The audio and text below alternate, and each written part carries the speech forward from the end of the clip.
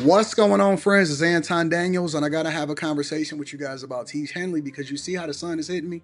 This is no finesse, no makeup, no filters, no none of that. This is 100% Teach Henley.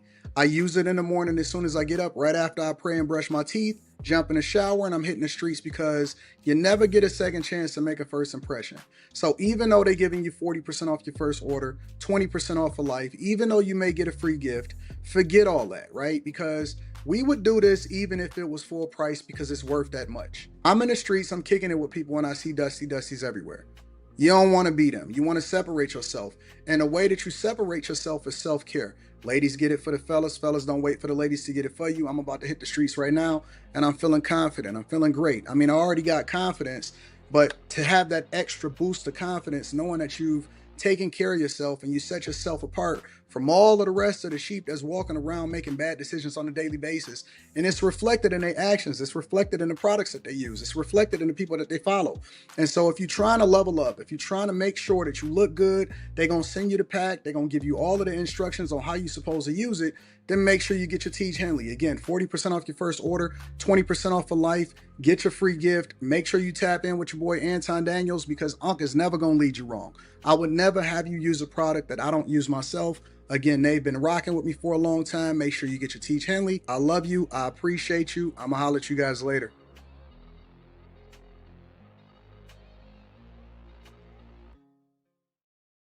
What's going on? Is Anton from AntonDaniels.com. I appreciate you guys for continuing to rock with me. Thank y'all for tuning in for another edition of the Millionaire Morning Show. I am your host, Anton Daniels. What up? What up? What up? What up? What up? What's going on, friends and family? How y'all feeling today? We in the building? I feel like we in the building. I feel like we in the building. What's going on, friends? Yes. Yes. Another day, another stream without the ESPN room. It's coming. It's coming. Patience, patience, patience, my friend. You gotta have patience. Speaking of that, though, I did a live stream Monday, or was that last week? I think it was last week. Last week. Wait. Because K Cooper is saying that this is the best room. I thought that I was giving y'all what y'all wanted by staying here for a little bit and then switching over next week to the ESPN room and then coming back over here and then giving y'all an alternative. I thought that this is what y'all wanted. You can't please everybody. You cannot please everybody. Is not going to be happy with the decisions that you make on what room that you decide to stream in. I thought that I was giving everybody what they wanted. So what y'all want? Y'all want the other room or y'all want this room? Which one y'all want?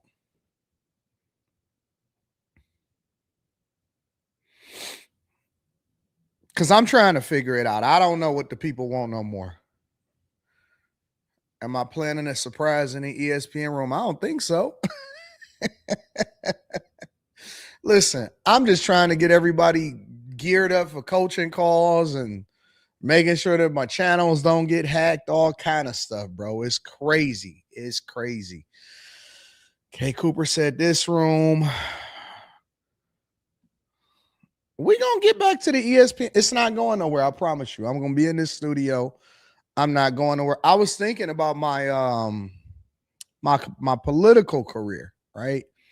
And I was thinking like, man, what if I wind up running for mayor and then I wind up running for governor and then eventually if I'm really, really good and I do a really great job, maybe I'll run for president one day. Ain't that crazy? But then I was thinking to myself, like, why do they have the mayor's mansion? Like, I would still live in my same place. And then I was putting together my run and what I would say and that I wouldn't take a salary.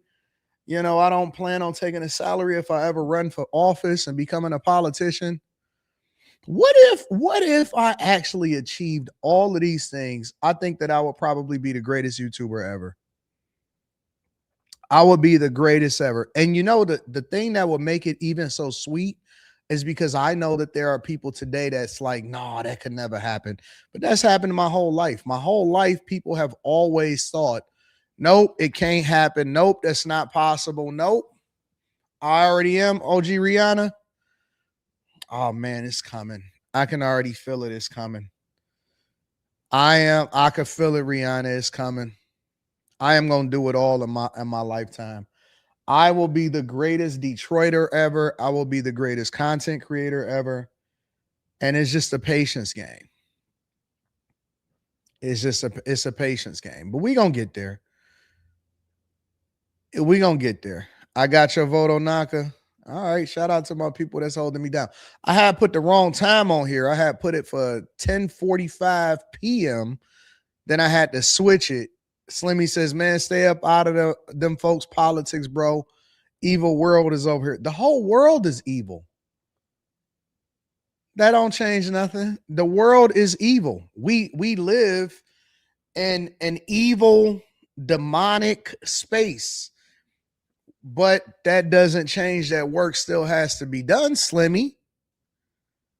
The world is evil. That doesn't change anything. We still got to do what we got to do. That don't stop us from getting up and going to work every day. That don't stop us from getting out and taking care of business every day. That ain't them folks' spaces. This is my space. These are our spaces. We just let them sit there for a little bit. Children of Israel was oppressed for hundreds, if not thousands of years. And then it was their time. It was their time.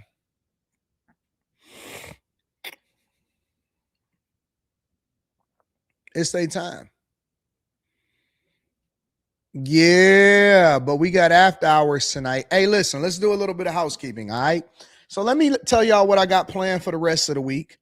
And then we're going to get there. So first things first, tomorrow I plan on having a special show. So I might move into the ESPN room just because the show may be so special tomorrow. Tomorrow, I'm planning on bringing on. So last week, I did a live stream where I was showing y'all and telling y'all what my thoughts were for Detroit and Belle Isle and the proposed $50 billion development on Belle Isle, leasing it from the city. And I was giving y'all my thoughts. And I said, well, I'm going to reach out to the developer that's proposing this and I'll see what's happening. Well, I didn't have to do that because they reached out to me and they said, Anton, we watch a show. We love what you got going on. We'd be happy to come on and have a conversation with you. So tomorrow, I plan on having the developer come on and he's going to let me ask any questions that I want. So if you're from Detroit or if you're interested in proposing some questions to me, let me know and we're going to live stream it. And then we're going to ask him some questions and get his thoughts because I already have some questions in my mind. All about the process, what is going on or whatever, so on and so forth. And so I want to get his thoughts on what he thinks and pick his brain a little bit. And we're going to have a really good discussion. So going forward, starting tomorrow, I plan on having a lot more special guests come through on a Millionaire Morning Show so we can talk money, talk business, talk all different things. And I want to ask politicians questions. I want to ask business people questions.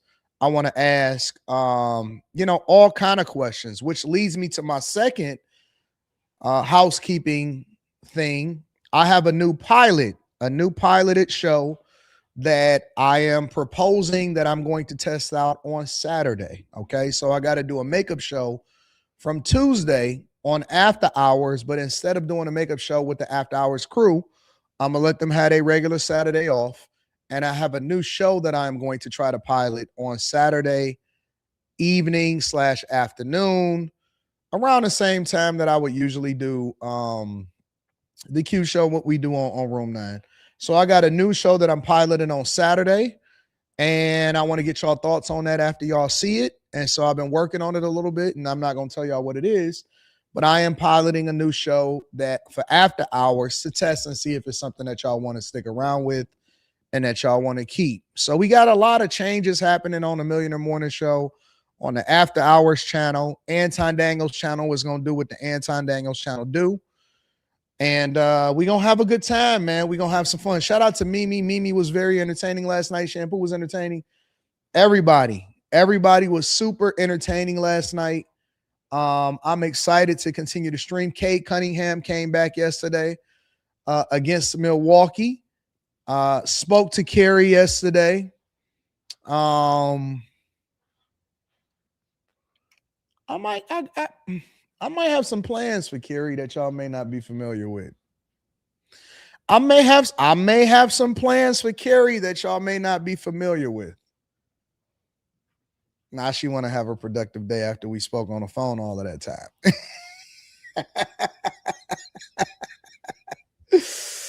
Oh, you never know. What up, Kerry? I got a lot of things that I got working on. I got 1 month plans, 6 month plans, 1 year plans, 5 year plans, 10-year plans. I got a 20-year plan, man. I got a 20-year plan. It's crazy. It's super crazy. So I'm excited. So I'm gonna be here.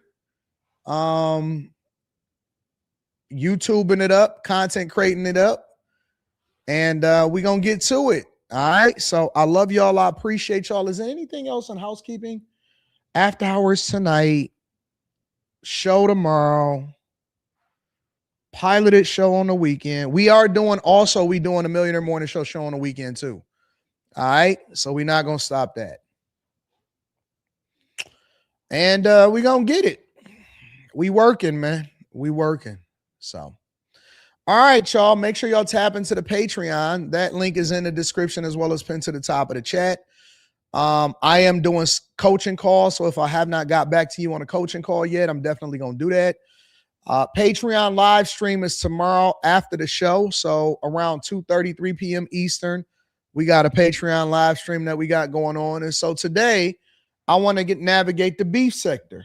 All right. Because I see that it's a lot of Republican content creators, conservative content creators that seem to have turned on Trump. So I want to have a conversation about that. I want to give y'all an update on what's going on in Iran, update on ICE detaining Iranian regime family members. I want to talk about that. The beef sector in sports. It seemed like everybody is beefing in sports. You got Stephen A. Smith, Matt Barnes, Pat Bev, Jason Whitlock, Marcellus Wiley is in there. It's a lot going on. It's a lot of people beefing with everybody. I don't know what's going on in the sports sector. But we're going to get there. We're going to get there. And then anything else that y'all want to talk about, we might throw that in there. So I always leave space for when y'all say, Anton, what do y'all think about this? I've learned to just bake that into the show. All right. Anything else that I need to know before we get started with the show, y'all?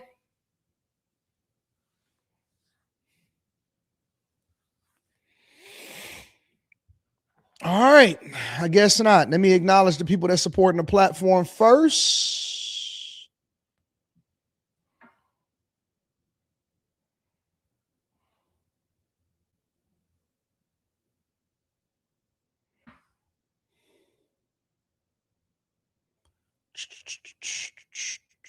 I'll be getting all kind of notifications, all kind of stuff going on in here. First and foremost, I want to give a shout out to Rand Wilson. Says, did you hear about the Fox News anchor Taryn Asher was fired? Fox 2 News anchor Taryn Asher. Taryn Asher?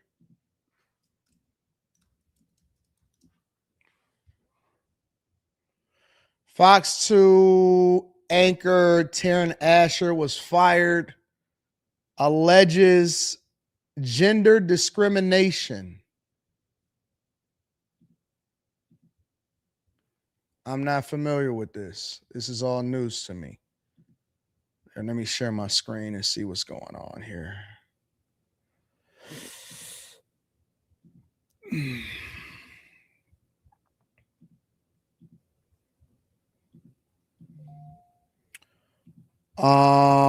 Let's see. Fox 2's Taryn Asher was fired as attorney alleges gender discrimination. Attorney for Fox 2's Taryn Asher said Wednesday he has filed a complaint over her firing from the TV station. Matt Turner, senior shareholder with the Southfield law firm Somers, Schwartz, and Asher's attorney, told Detroit News that Asher was fired from her job as news anchor from Channel 2 in November. Asher had anchored the station's evening news broadcast from 5 p.m. to 6 p.m., 5 p.m., 6 p.m., 10 p.m., and 11 p.m. She was terminated in November. At least that's what they told her. They claimed it was because her behavior in the newsroom. We claim that's ridiculous. That's her right there. Asher said earlier she was in the process of finalizing her divorce from Jason Carr. Turner said he has filed a complaint with the U.S. Equal Employment Opportunity Commission against the station alleging gender discrimination. The attorney said the complaint claims the station treated Asher different from her male coworkers. They retaliated against her for bringing it to their attention, and because of her gender, she wasn't given the same schedule, the same assignments, the same guests as her male counterparts as she had been previously. On Wednesday, Asher told the Detroit News to direct questions about her dismissal to her attorneys and agent. Asher's agent, Mort Meissner, on Wednesday directed questions to Asher's attorney. Paul McGonagall, Fox 2 senior vice president and general manager, was not immediately available for comment on Wednesday. Turner said he and his client are seeking to use the complaint to either get Asher reinstated at the station or make her whole financially for the income she's lost. Ultimately, she would love to go back to work there. Turner said she devoted her whole professional life to working there and really wanted to go back to work and wanted to stay. She was really devastated by what happened. There hasn't been a lawsuit filed yet, but there could be after the waiting period expires. If a suit does get filed, Turner said it would be filed either in Oakland County Circuit, since the TV station is located in Southfield, or in the U.S. District Court in Detroit. It's been difficult for Asher. I'm sure you can imagine how devastating it is to lose your job. That is your dream job. It's been horrible for her. She said on social media that she was working through an unexpected work-related matter. She also said at the time she was in the process of finalizing her divorce from former TV news personality Jason Carr. Asher and Carr met while they were both at the ABC affiliate in Flint. They were married in 2007, have a daughter, Gia, together. Taryn was long tenured award-winning journalist at Fox 2 who worked her way up the ranks to achieve her lifelong dream of being an anchor, and everything was going great for her until the change in management. All of a sudden, she realized that her working conditions were different from what they were previously. When she tried to call it to their attention, all hell broke loose.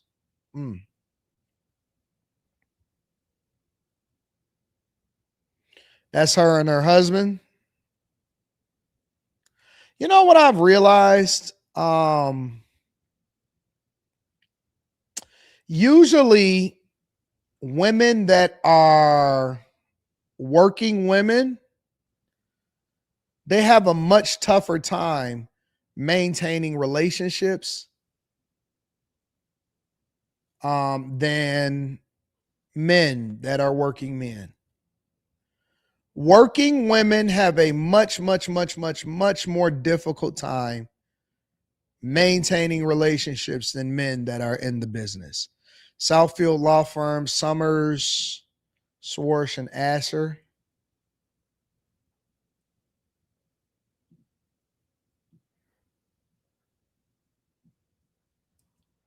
Somers, Schwartz.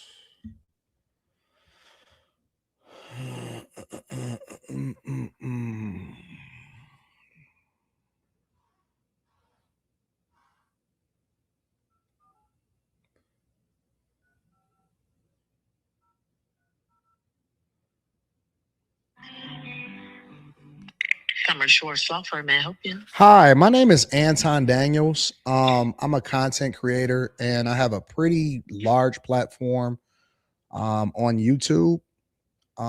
Actually the biggest in Michigan in the Metro Detroit area. And I caught wind of the story about the TV news anchor Taryn Asher, and her whole situation as far as Fox 2 News and things like that. And I was wondering if it's possible to get some insight on it, or to get you guys or her or both on the platform to discuss the whole situation. Okay, I would need to transfer you over to the attorney that's handling the case. I would need to transfer you over to his assistant. Thank you. Hold, please. Appreciate you.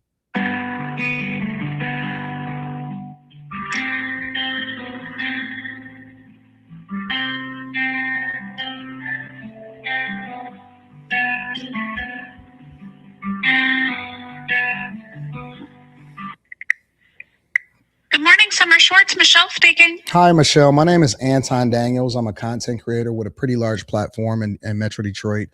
I caught wind of the story with Taryn Asher, and I was wondering if it's possible to get some insight and or get, both the attorney and her or her on the platform to kind of discuss the story, because I'm curious as to what really happened. I know he's been speaking with media. I'm not sure to what extent. The best bet would be for me to put you into his voicemail because he's in a conference right now. Okay. He'll see the light, pop on, and he'll listen to it as soon as he gets done with this conference and get back to you at that point, okay? Sounds good. All right, 1 second, please.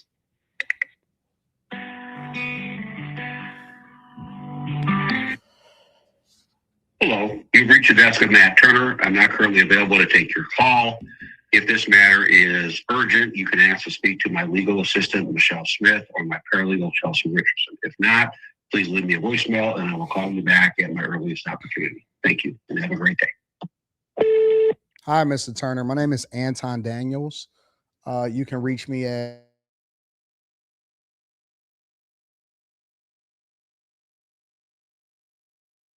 I'm a content creator in Metro Detroit, have a pretty large platform, and I would love to get the story of Taryn Asher and this whole situation with her former employer, Fox 2. If you can give me a call back, I'd greatly appreciate it, and I'd love to get your story out there and to hear it from both you and her, or her alone. Let me know. Thanks. But yeah, I found personally that a lot of times women that have a platform or women that have a lot of visibility, they have a very, very difficult time maintaining relationships. A very, very difficult time maintaining relationships. And most of the time that always ends in divorce. Doesn't matter how pretty they are, doesn't matter how much money that they make, doesn't matter any of that type of stuff. Most of the time, somehow, some way, it usually ends in divorce. So I'm gonna keep y'all in the loop, and as soon as I hear back from them, then we will get and dig into it. Somebody says I need to say media personality. Nope, I'm not a media personality. I'm a YouTuber. That's what I am. See, back in the day, people don't realize that saying YouTuber was going to put you in a niche, and it was going to make it seem like, oh, you just a YouTuber. Now it means a lot more, and it's more meaningful to say you a YouTuber than to say you are a media personality or you work for a news station. Nah, YouTuber mean it hit different. It's way different now. Wait a minute, you a YouTuber? You got a big platform? What? Okay, well, we gonna get in touch with you immediately. See, it used to be like, oh no, you just a little YouTuber. Now people want to be YouTubers. They get it, right? So, nah, I'm a YouTuber. That's what I am. I've been a YouTuber the whole time. I'm not about to switch it up now. No, I'm a media personality. No, I'm a content creator. I'm a YouTuber. That's what I am. Let me read some more of these super chats and cash apps, and then we're gonna go ahead and get it popping with the show. Shout out to Rand Wilson. YouTubers are the ones that swung the election. Mike That Dude says, what up, though? Shout out to my dog, Mike That Dude. I appreciate you. Spencer Campbell says, good morning, AD in the bag chasers. What up, Spence?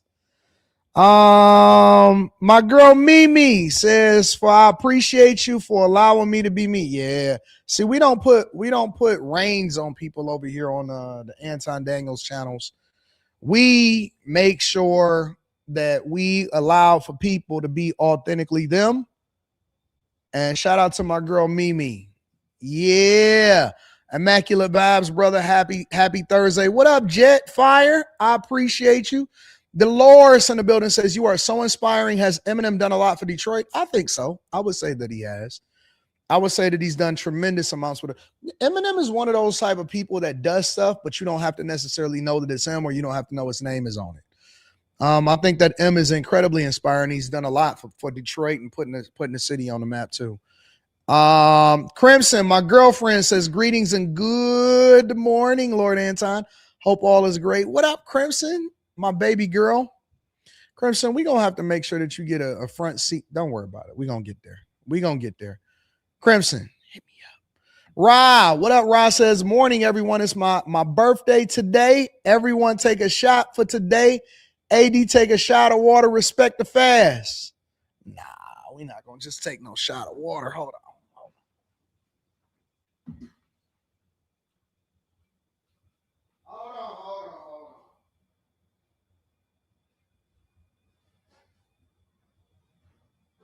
Hold on. We them boys.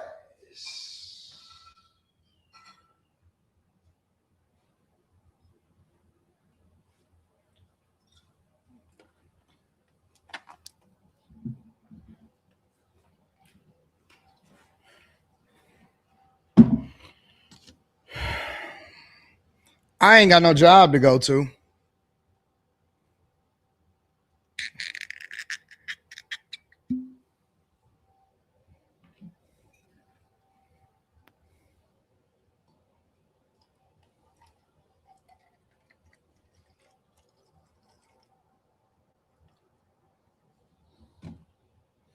I ain't got no job to go to.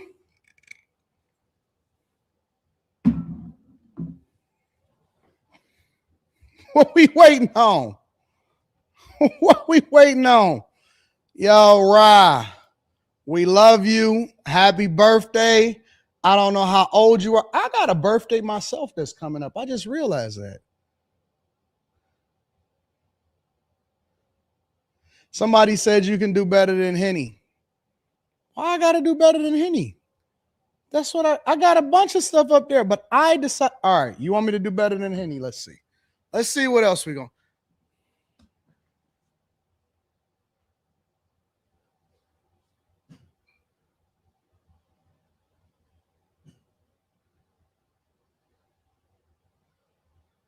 So we're gonna go ahead and get this Henny down.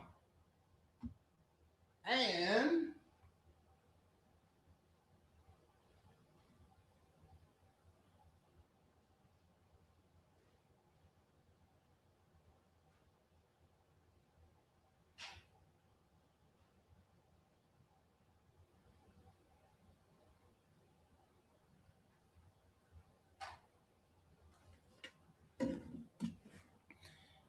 all right.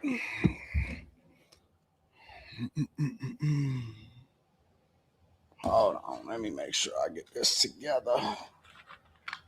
Get this together.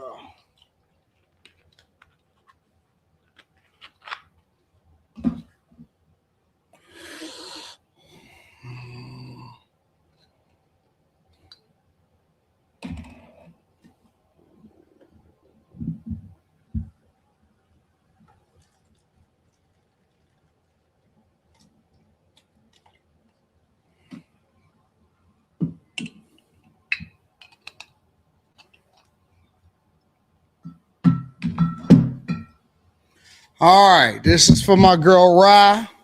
Happy birthday. Hold on. Why my mic is out the way? Happy birthday to my girl Ra. We love you. We appreciate you. Like I said, I got a birthday coming up on the 13th. So we gonna get it popping. We love it.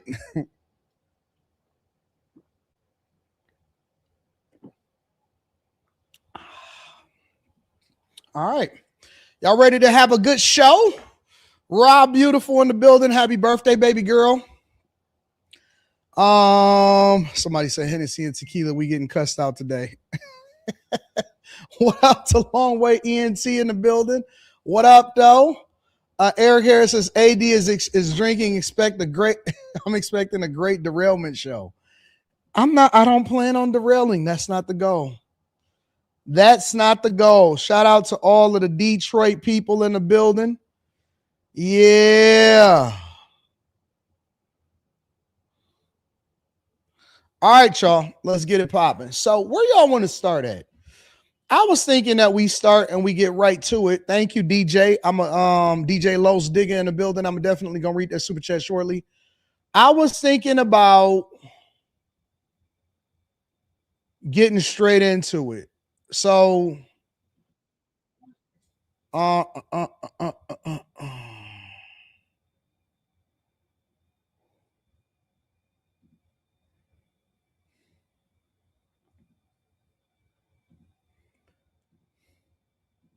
responding to the attacks on Beirut by closing the Strait of Hormuz. Chief Foreign Correspondent Trey Yinks is live in Israel with the latest. Good morning, Trey. Yeah, hey guys, good morning. This comes amid talks this weekend in Islamabad, Pakistan. The U.S. delegation will be led by Vice President J.D. Vance and Special Envoys Steve Witkoff and Jared Kushner. The president overnight on True Social issuing a new warning to the Iranian regime, saying in part, quote, all U.S. ships, aircraft, and military personnel with additional ammunition, weaponry, and anything else that is appropriate and necessary for the lethal prosecution and destruction of an already substantially degraded enemy will remain in place and around Iran until such time as the real agreement reached is fully complied with. Now, this is coming as all eyes remain on the Strait of Hormuz. We understand yesterday that 4 vessels were able to pass through the strait. Iran does maintain control and says that vessels who pass through the strait have to coordinate with their military. Yesterday, Vice President J.D. Vance issuing another warning to the Iranian regime at the negotiating table. But fundamentally, the Iranians have got to take the next step, or the president has a lot of options to go back to the war. The more that they're willing to give us, I think the more they're going to get things out of this negotiation. Now, the Iranians are threatening to leave these negotiations if Israeli strikes against Hezbollah continue. Dozens of strikes took place yesterday. A senior Israeli official telling Fox News that up to 200 Hezbollah combatants were killed in those strikes. Lebanese media and officials report that many civilians were also among the dead. Israel's Prime Minister Benjamin Netanyahu yesterday speaking about the goals of this operation. We have more goals to complete, and we will achieve them either by agreement or by renewing the fighting. We are prepared to return to fighting at any moment necessary. Our finger is on the trigger. The question is whether or not the Iranians are willing to make a good faith deal, and already many officials in Tehran are contradicting the agreement that was laid out to enter into this 2-week ceasefire. There was a top atomic official today saying that Iran will maintain its ability to enrich uranium. And this comes after those comments yesterday from President Trump that an agreement was reached to allow this uranium to be extracted from where it was deeply buried following Operation Midnight Hammer and removed from the country. Guys? So today's going to be the big day, Trey, because if you cannot get these ships through the strait, I mean, what's the sense of having a ceasefire? Because that's one of the main functions of this ceasefire, to bring things back while they try to work out the details. Yeah, absolutely. The Iranians lack leverage at the negotiating table. And once again, this is why they are trying to put pressure on the Strait of Hormuz, where around 20% of the world's oil exports actually pass through. And if they continue to do this, it's an indication that they're not willing to make an agreement. This was one of the reasons that the entire region plunged into this conflict, not just the nuclear issue and their pursuit of a nuclear weapon, but also their efforts to try and choke off the global energy trade. And so the Strait of Hormuz will be incredibly critical. And what the Iranians say in the days ahead will be very important. They're trying to put out a lot of propaganda and try to spin the negotiators ahead of this meeting in Islamabad. And if they're able to do so, it again is an indication that they are not serious about keeping the strait open. So let me ask this question before we deep dive any more into this, and then after this we're gonna get into people that have criticism of Trump, including people like Megyn Kelly, and CNN was quick to jump on that, right? Who's in charge? Who's in charge over there? I don't even know who the person is that they're sitting there negotiating with. Iran said that you got to make sure that you coordinate with their military before you can pass through the strait. So who's in charge?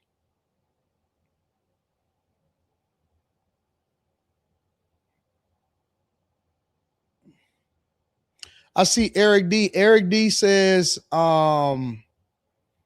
that Israel is messing up the ceasefire. And then he goes on to say after that, that Trump is desperate and looking for an off-ramp. That's why he agreed to the ceasefire. Okay, so well, let me ask this question, Eric D. Well, what is he desperate to do? What is he desperate for? What is he desperate for? Is there a shortage of weapons? Is there something that we missing? Did we get hurt here inside of the United States of America? Did the sleeper cells execute here on American soil? What are we desperate for exactly? Because and let me tell you why this is important and why I'm bringing this up, because I hear people a lot of times say stuff like this. They'll say stuff like, we're losing the war. How? How are we losing the war? What exactly have we lost that would lead you to believe that not only do we have all the leverage, and the only reason why we're in a situation where we're negotiating in the first place is because of our alliances with other countries, especially over in the Middle East. But what would lead you to believe that we're losing anything when we haven't really lost anybody?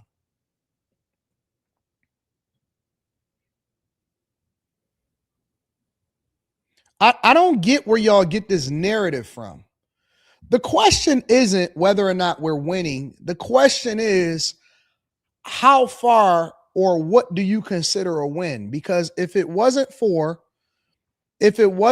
partnerships in the Middle East, then we could absolutely positively go in and decimate everything and eliminate the entire regime, right? But of course, we always have to take everybody else into consideration, because this is a partnership and we do have alliances, and we have to make sure that we're doing things according to what's best for our partners and not just for us. We don't get any oil, hardly, that gets shipped through the strait at all. I think that the problem with politics in the U.S. and not just in the U.S. and other countries also, is that a lot of times we don't execute fully on the mission, or we don't finish out things because we're more worried about midterms. We get worried about being replaced. We get worried about getting voted out. That's why you see so much propaganda. Propaganda is to drum up support for whatever it is that you're executing on, right? Most times you don't even see presidents start to get into the thick of things as far as executing on a real agenda that they think is best for the United States until after their second term. Why? Because they're still trying to get elected to a second term. The first term is to make sure that they appease the people and rebuild and prepare for what they think they can do in the second term. That's usually what you see happen. That's why we can't get anything done in this country. We can't get anything done because everybody is worried about their seat instead of being worried about doing what's best for the people. That's why I don't even think that people that really need the job should be the ones that are in office. That's why we need real public servants. We need real military leaders. We need real, business people. We need people that really are focused on what's best for Americans instead of people that are focused on what's best for their pocketbooks or what's best for their election chances or what's best for, like, we need real. I don't even like saying the word politician, because politician has been so degraded as far as what the war is. That's why every single administration, if you look through history, they have to drum up support to do whatever. And I ain't even just talking about war. I'm just talking about to get anything done. They got to make sure that they get support. You got to get the whip in office. You got to make sure you do this. And, oh man, we can't get a deal done because this guy is like this and this guy is like that. And it's like, what our forefathers established as safeguards to ensure that we have three branches of government has now become corrupted because everybody in those branches of government, especially in Congress, who controls the purse strings of America, has been compromised, and they're more worried about their seat than they are on serving.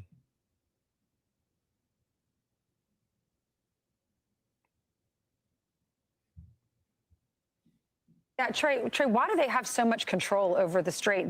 We're being told the Iranian foreign minister said that the country will allow safe passage for any vessels. Eric D says, I thought Trump wanted a regime change.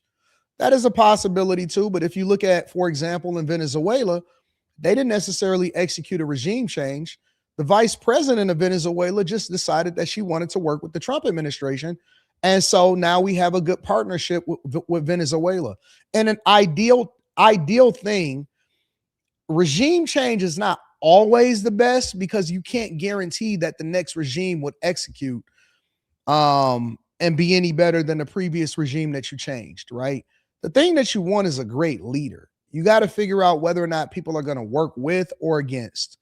The problem with Iran is that they have partnerships with Russia and China, right? But they are a part of an agreement that helps them. I don't know if you can get that to change, right? And so the real question is, what do we really want out of this agreement outside of opening back up the strait and to remove the enriched uranium that's supposedly buried deep down into the mountains or whatever it is, right? That's the thing that you got to ask yourself. So what does winning look like? Because even when I hear people say, well, you're winning the war, you're losing the war, I believe everybody has a different definition of what winning looks like. But they have to coordinate with Iran's armed forces and take certain routes. So a lot of this has to do with the location of the Strait of Hormuz. This is a body of water at this particular point between the Gulf of Oman and the Persian Gulf that is just about 22 miles wide. And the shipping lanes are actually just 2 miles wide each. And so it gives the Iranians the ability to decide when and where ships are able to pass through because they control one side and Oman controls the other.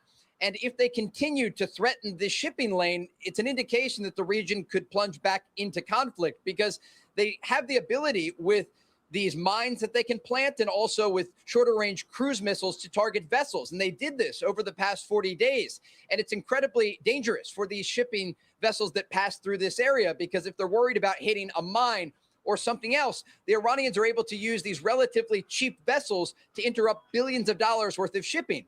Reports also indicate that they are trying to charge a toll for ships that pass through. Some reports even indicate they want $1 per barrel for vessel that passes through, and some of the barrels hold up to 2 million barrels of oil on each individual vessel.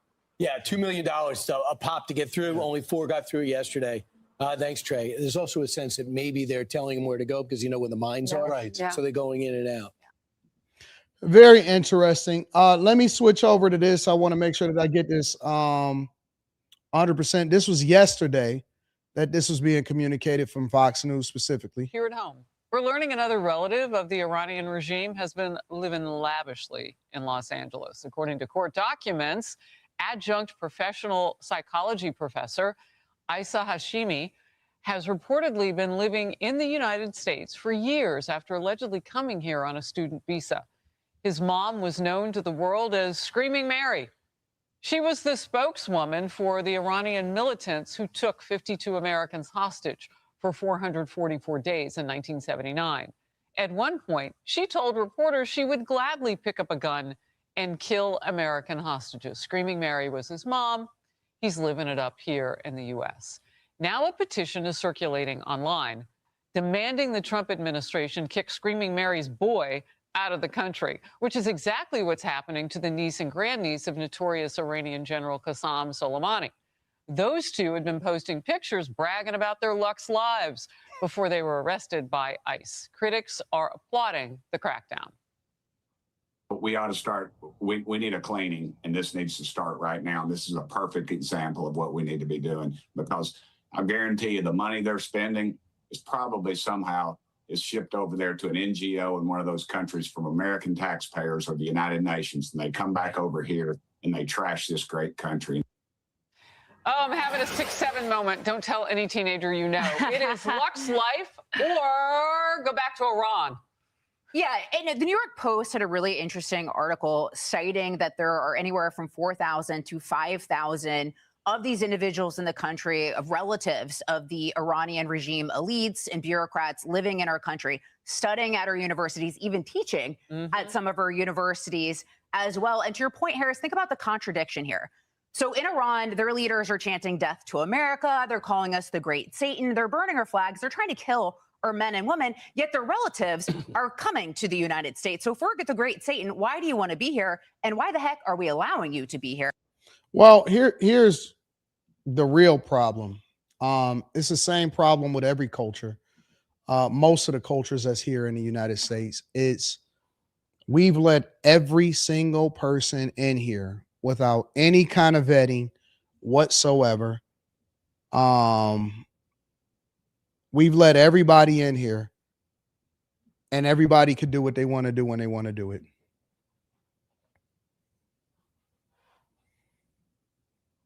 For decades, anybody can come in. Nobody had to have any background. You can get smuggled in. No vetting process. Biden, who knows who came in when.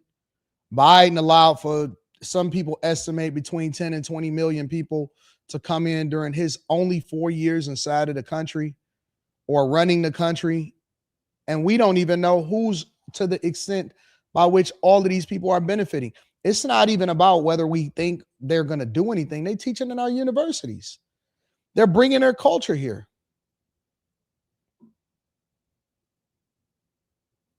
They're absolutely bringing a culture here. 100%. They sold us out. Our politicians have sold us out. It's crazy. It is insane. And some of them came here before Biden. How are we not tracking this? You know,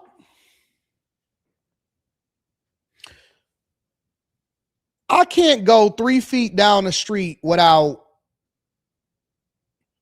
an ad or a TikTok or an Instagram post targeted to me based off of the location that I'm in. I can't fly a civilian drone past a certain space because of geofencing. AI is being used to market propaganda every single day, and we don't even know who's being tracked where inside of the country.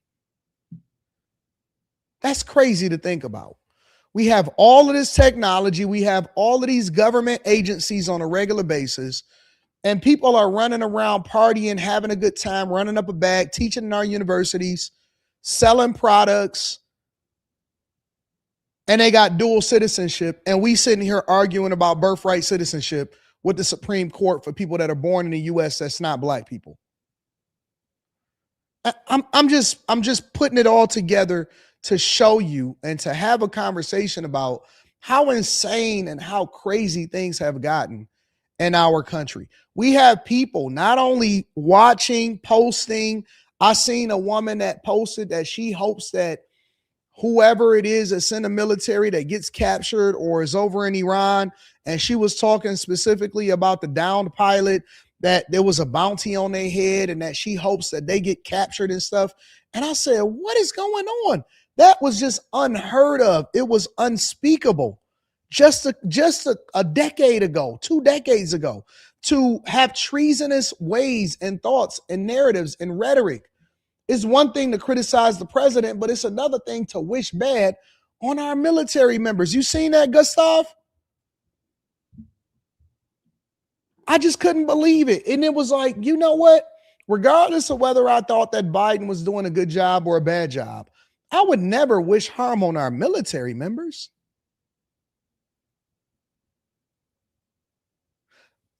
Unpopular opinion here for the Democrats and for the liberals. Let's say, for example, that Trump is not successful in the things that he's trying to do for this country. Do you know the majority of the people that's going to suffer from that?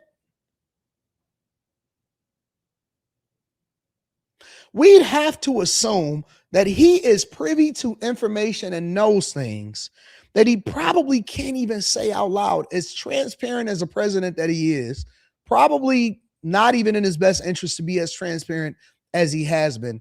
Y'all do know that the presidents, and it doesn't matter what president is president, knows things that we don't know. Even the information that we have, we looking at it from a bird's eye view. Like, we are only privy to information. Y'all think that just because we watch international news stations that we have all of the information?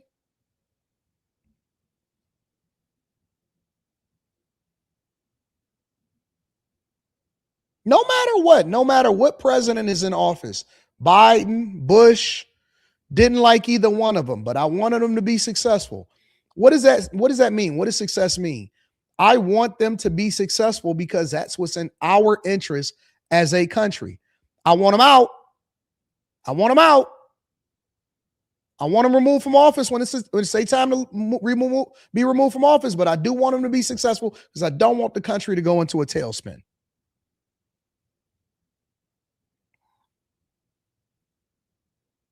Make sure y'all hit a like for the algorithm, subscribe to the channel and turn on your notifications. Let me pivot for a second. I'm going to read these super chats, and I want to go into the hate train. The people that's switching up. DJ, Los, Digger, what up? Appreciate you, bro. Thank you for supporting the platform. Nichelle, what up? Says, I love you, AD, and I love you back. I love you back. Outlander says, everybody's worried about elections. Trump is not. He's making moves people won't appreciate for decades from now. I think that Trump is going to go down as one of the greatest presidents of all time. By far. By far, Outlander. Thank you for supporting the platform. Thank you for the 20 ball. It is so appreciated. Crimson says, I'm glad to be tuning in. The best always. Oh, sorry, I did email you, but it's been a while ago. My apologies, Sir Lord Anton. Peace and blessings. Yeah, email me again. Email me today. Jelani says, didn't he promise no new wars on his campaign? Why are we even at war in the first place? Shout out to Jelani. Thank you for supporting the platform. P. Shank with the new profile picture looking pretty as ever says, good morning, Anton Daniels on the Millionaire Morning Show. What up, P. Shank? CNN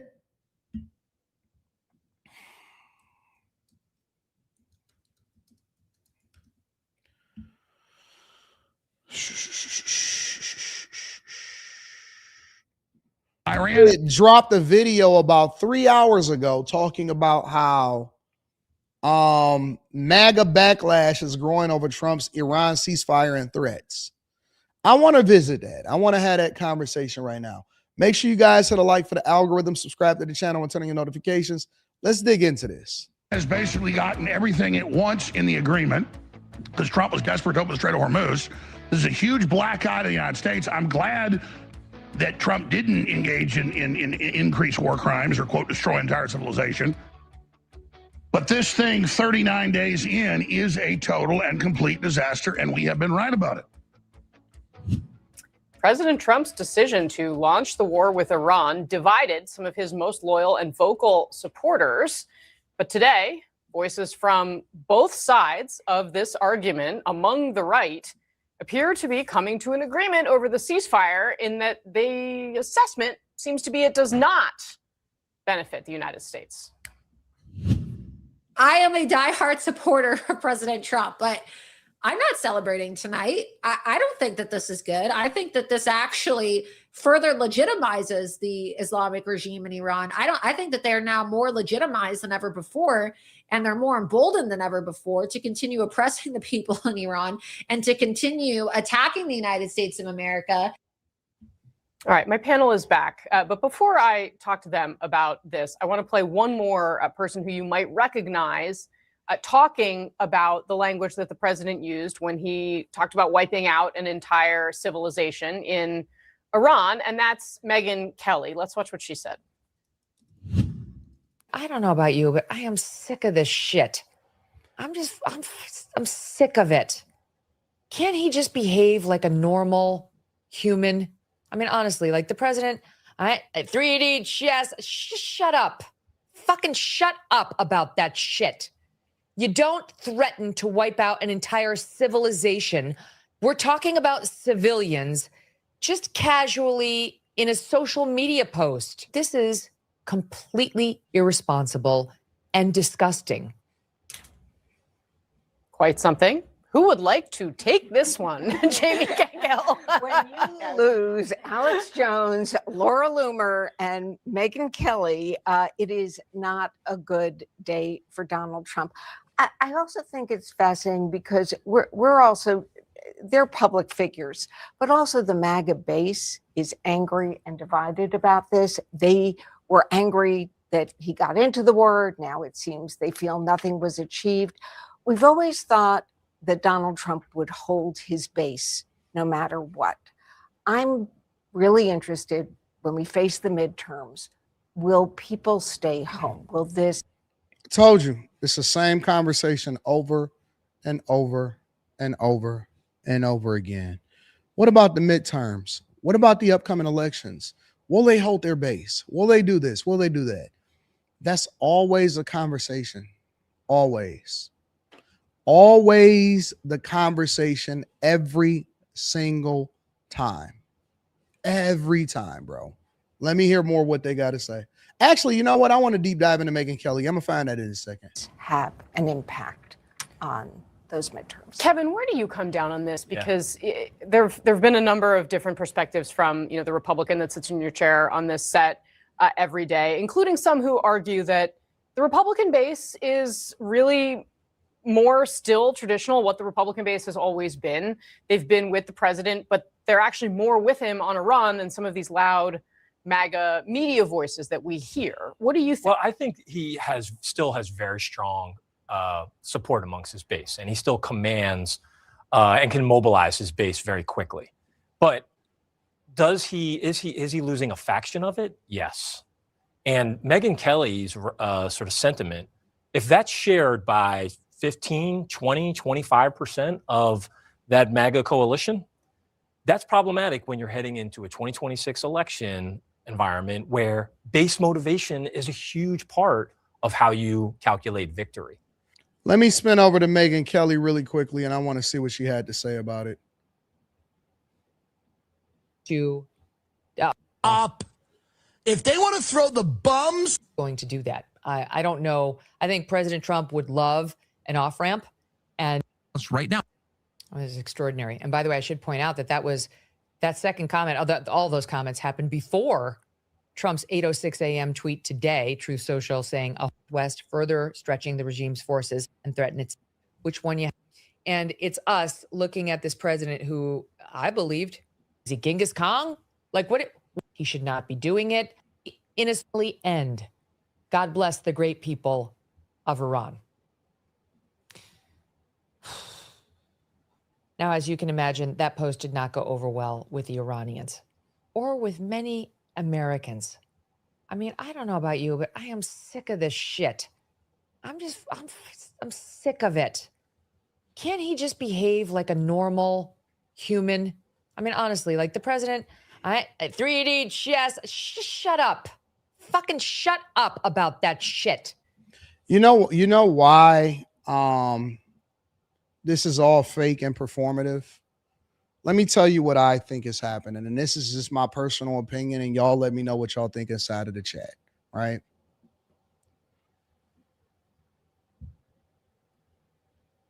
This is all fake. This is all fake. And the reason why it's so fake is because how don't you agree with me on this issue? And I haven't even said what I think is. How do you, hold on, Charles or Seahawks, why do you disagree with me if I haven't even given my opinion on the issue yet? Let me tell you why this is fake and why I think that what Megyn Kelly is doing right now is all 1000% performative. It is not authentic. It is not real. It is not anything that I think that anybody should be concerned about whatsoever, right? Is because fortunately and unfortunately, this is no different than Trump has always been. Trump is not talking any differently than the way which we celebrated him and the fact that he was always very forthcoming, very matter of fact, very saying what he really think and what he really mean. And so this is no different. This is no different than how we operated in the first term. This is no different than how we operated during the election during 2020. This is no different than how we operated during the election in 2024. This is the same Trump that we've all come to know and either hate or love. Some people hate him, some people love him, but the people that loved him is dealing with the same Trump that he was before. But now all of a sudden it's, oh my God, I can't believe it. You need to do it differently or whatever. No. That's not how it goes. That's not how it goes. You can't complain about how he talks and what he says and what he does because you loved it. I am speaking about what it said. She's speaking about, she literally, let me play it again for y'all, for the people in the back. Let me play it again for y'all, for the people in the back. When she started this, she started it by reading what he posted on Truth Social. Like it. Open the fucking straight, F-U-C-K-I-N apostrophe. You crazy bastards, or you'll be living in hell. Just watch. Praise be to Allah, unquote. Mr. Trump later clarified the deadline is at 8 p.m. Eastern tonight. Reports have been all over the place on whether or not the U.S. and Iran are close to reaching a deal. But as of this broadcast, the Strait of Hormuz is still closed. And President Trump this morning on Truth Social was not mincing words. I mean, truly, just taking it to the next level. Quote, a whole civilization will die tonight, never to be brought back again. I don't want that to happen, but it probably will.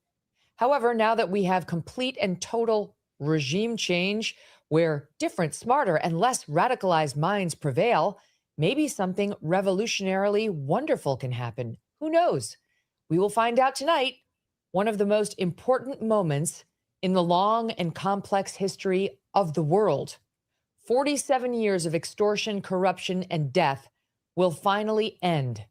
God bless the great people of Iran. Now, as you can imagine, that post did not go over well with the Iranians or with many Americans. I mean, I don't know about you, but I am sick of this shit.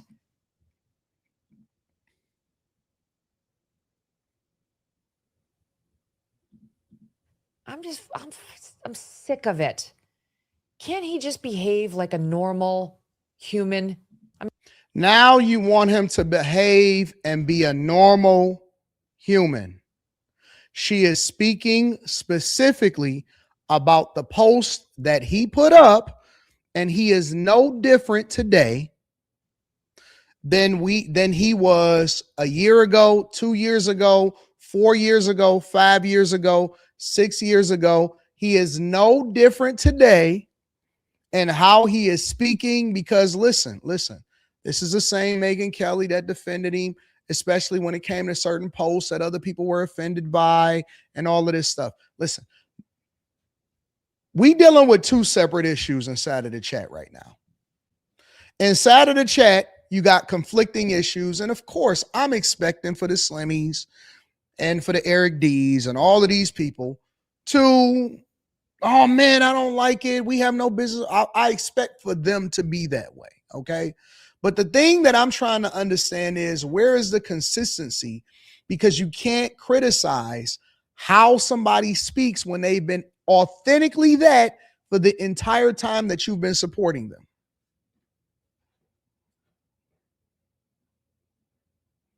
She's speaking about how he is speaking and what he is posting.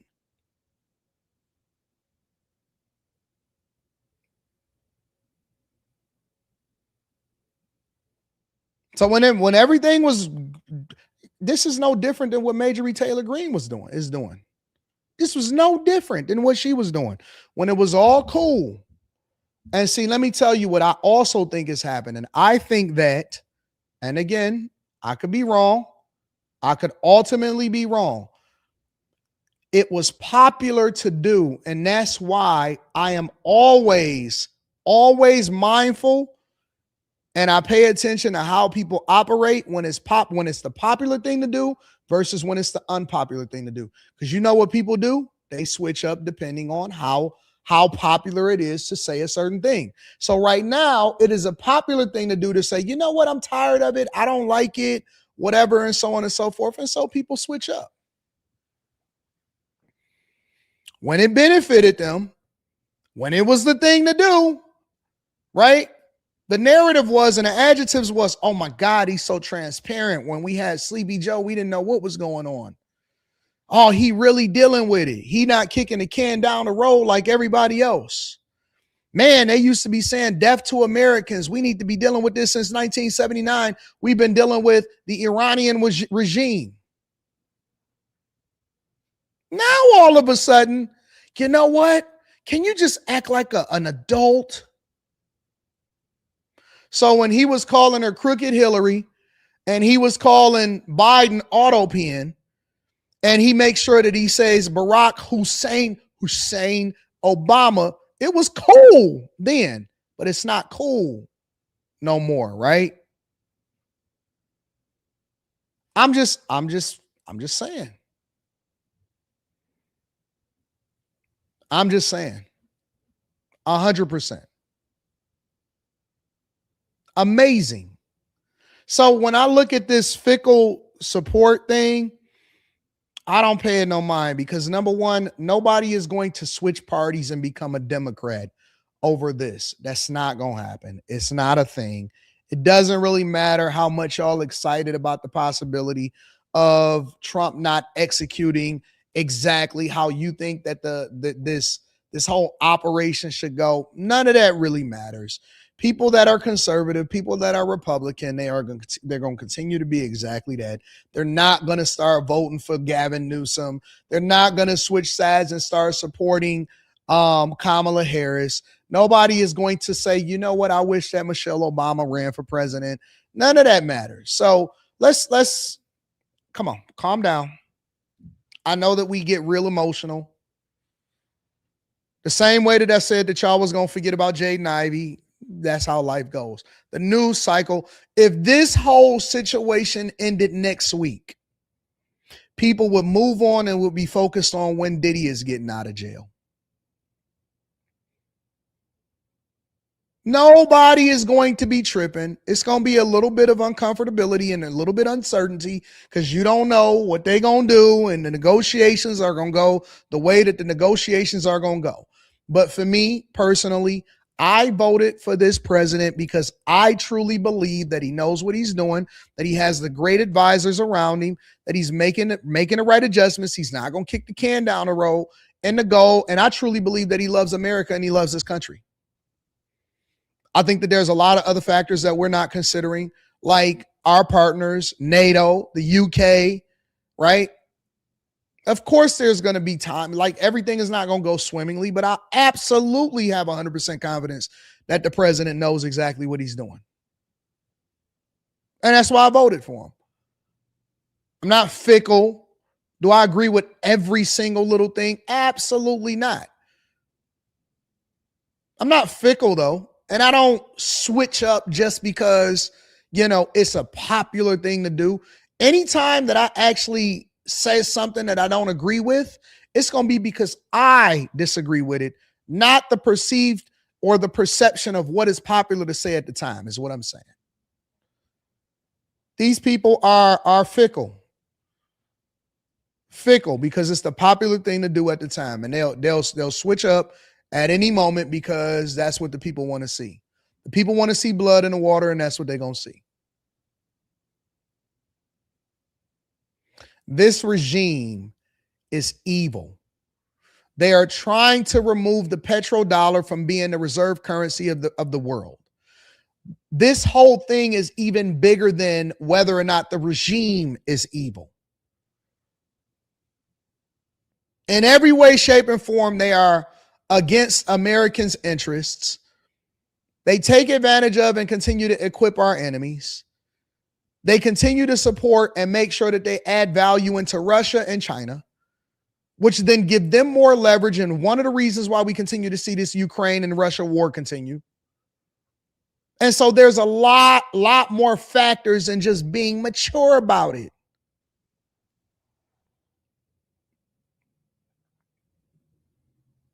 Make sure you guys hit a like for the algorithm, subscribe to the channel, and turn on your notifications. Let me read some of these super chats and see what y'all talking about inside of this. Oh, yeah. I know that y'all thought that it was going to go that other way, but it's not.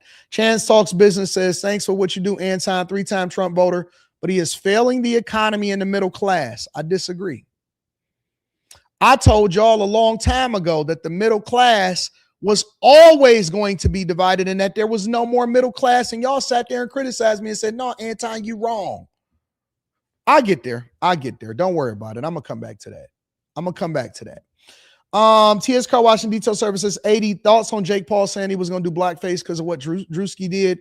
Thoughts on Charleston White says F the baby kids. I haven't seen any of that, so I can't comment on things that I don't know. Rush King says, what I don't understand is how can people complain about what Iran, Palestine, Venezuela, but as soon as Trump does anything about it, they complain because we think, I'm going to get there. I'm going to talk about it. Should we talk about the issues and then do nothing at all? That's all politicians have been doing for years. H-Town says this country has turned into the United States of Israel. Shadow Dragon TV says people want peace and safety, but not the price. This has been an over 40-year threat that drew too close to success. I'd rather Trump act now over waiting for an atrocity to happen first to respond. Crimson says you are so right. They're trying to turn this country into a new America. Billanico says Trump is a perfect example of how heavy the head that wears the crown is. Leadership is a burden and not for everyone. I'll assess his job after he's done. You know what's so interesting about this whole situation, though? Let me address the economy. Let me address gas prices. Let me address a lot of things, all right?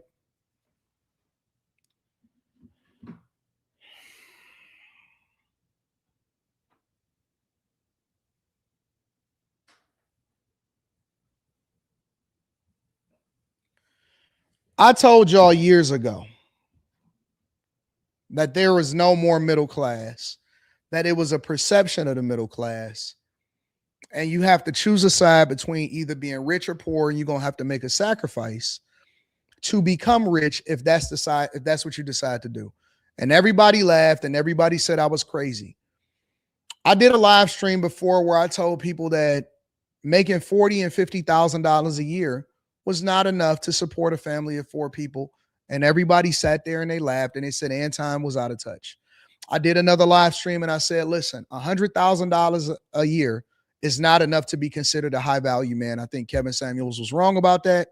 And the real number should be close to between $250,000 and $300,000 a year in order to be a high value man. And everybody laughed at that, right? And so it's not always fun being the first one through the door or the first one with a hot take that's actually true, because most times people won't come back and say, yep, Anton, you predicted it. Yep, Anton, this is exactly what was going to happen. Yep, this is what was going to play. Let me tell you what else I predicted. I said that there was going to be, and I told all of my bag chasers, make sure y'all tap into the Patreon. Link is in the description, as well as pinned to the top of the chat. I said, what I learned from 2008 is everything is cyclical.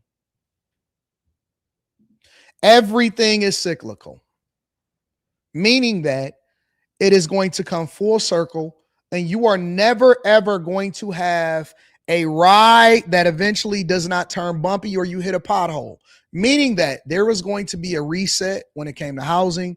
There was going to be a reset when it came to jobs, that there was going to be a new technology that disrupted the industry. And everybody said, no, Anton, nobody is going to work back in the office. I said, yes, they are. And I encouraged my chasers to start making plans and to not buy a house that was far away from their office or their workplace, because things were going to change. I told y'all what was going to happen with the federal government as soon as Trump got into office and when Doge came in, and that those federal jobs was never going to be back. And everybody said, nah, Anton, you crazy. Nah, I'm not going to take the buyout. Nope, I'm not worried about no layoff. I remember I was sitting right in that room. I had on a white AD shirt, and I said, listen, consider carefully and start making plans to move into a different industry. And you need to re-educate yourself, because if you're not focused on having something else that you already got popping off, and that you're not focused on making sure that you get that popping, then you are going to be disrupted. There is no more middle class. The middle class is over. And there's only a bigger divide between rich or poor, and you're going to have to choose a side. And everybody said that I was crazy about that too. But I was right, and I was right again. And I'm still right today.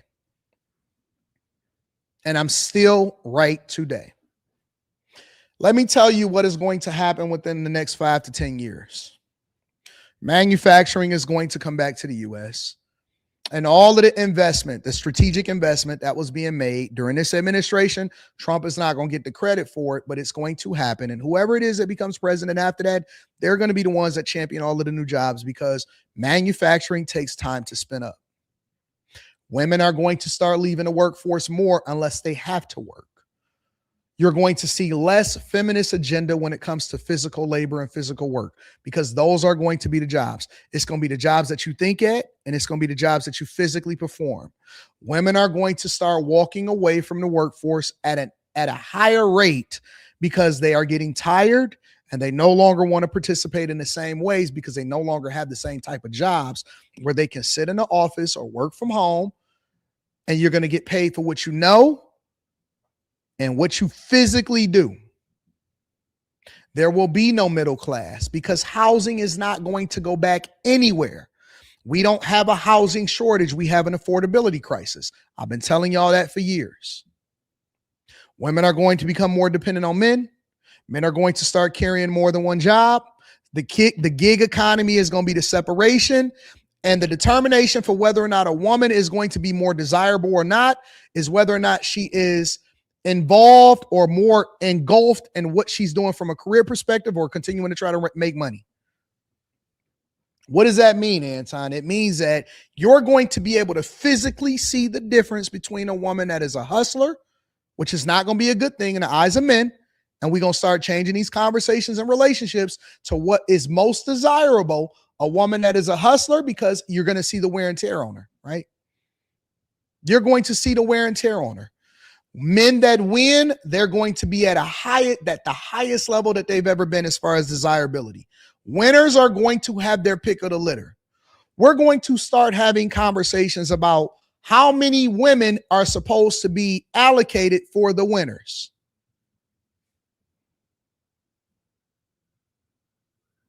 I'm telling you what the conversation is going to be. There is going to be more socially acceptable and more transparent that men that win are going to have multiple different women and as many as that they can take care of. The question for the men is not going to be whether or not this is true. The question for the men is going to be, do you want to be bothered and how much can you tolerate?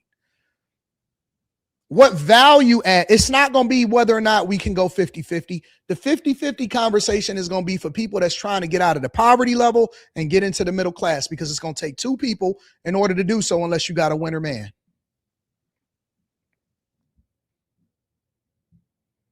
I'm telling you. Mark this day, April 9th at 12:04 p.m. Eastern, 2026. Anton is giving you the future predictions. Women have already started to figure it out. Oh, I'm not even necessarily looking for a rich man. I'm looking for a generous man. They don't even want rich men anymore. They want generous men. They want men that are willing to make their lives more comfortable. Those are the guys that they are focusing on. It's going to seem mind-blowing at first. Whoa, marriage is already dead.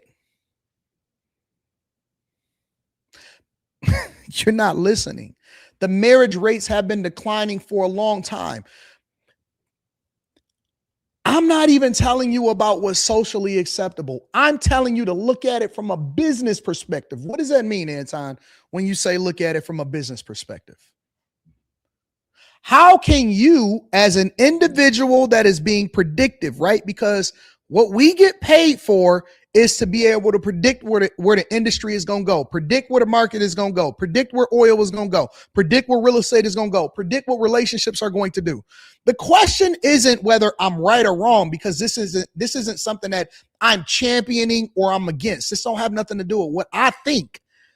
I'm telling you where the industry and where the market and what relationships are going to do, because you need to be the person to capitalize off of it. When I look at these things, I'm looking at it from a business perspective and I'm saying, okay, well, the apps are going to have to change and the conversations are going to have to change and the podcasts are going to have to change and the panels are going to have to change. And the way in which we make money off therapy is going to have to change. And the industries are going to have to change. And what does this look like when we move into this space, this space, and this space?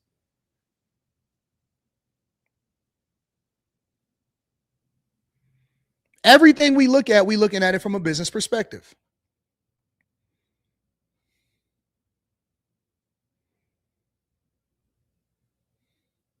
Guess what industry is never going to be disrupted?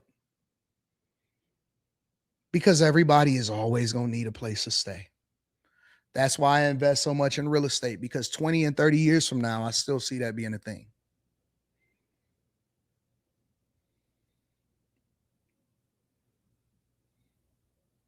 People are going to stop focusing on how much money you make at your job, and they're going to start focusing on what is your lifestyle like and what your investments and your net worth start to look like. We're going to start changing the conversation from generational wealth to net worth. We're going to start taking the conversation away from working from home to residual value. What's your residual income? What do you get in residual income? Liberals are going to become more polarizing as far as pushing socialism, and conservatives and Republicans are going to continue to push for smaller government, and both of them are going to clash, because smaller government has to be a thing because they have to lay off because more cities are going to go bankrupt. And so the question that you have to ask yourself is, how can I capitalize off of it? Robots, AI, all of that stuff is coming. Every single thing that you can think of. When we talk about this tomorrow on the Patreon, as far as upcoming IPOs, IPO meaning initial public offering, is when private companies go public, somewhat like SpaceX is going to. When we talk about this, we're basically in a predictive mode and trying to understand what society's taste for change is going to look like.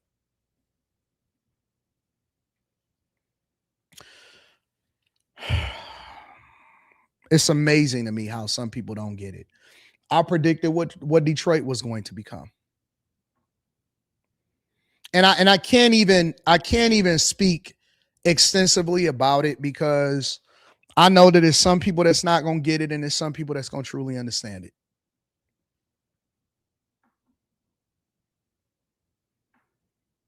It's some people that's listening to this right now and they just not going to get it. And some people just going to have to get left behind. And they're going to be the ones that say, man, what is going on? Man, I don't understand it. Some people going to get left behind, and you just got to let them get left behind. Everybody not going to get it. Everybody not going to understand it. Some stuff is too much for you to get. You don't even know what to put into motion to capitalize off of this nonsense.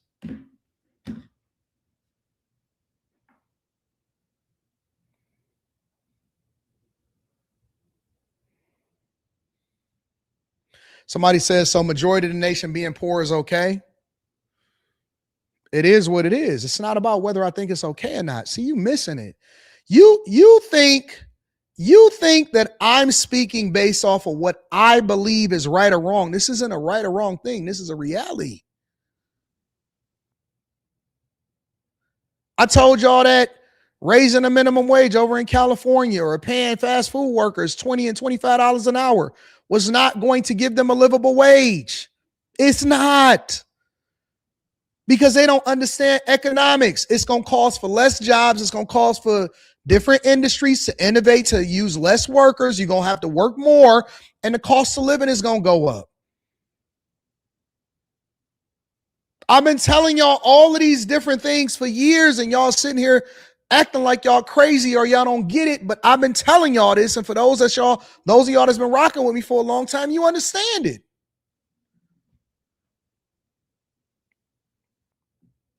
They said, Anton, move off of this platform and go over to this, and Facebook paying the bag. And I said, man, YouTube is the move, bro. I'm never leaving YouTube, because they are always going to be the top dog.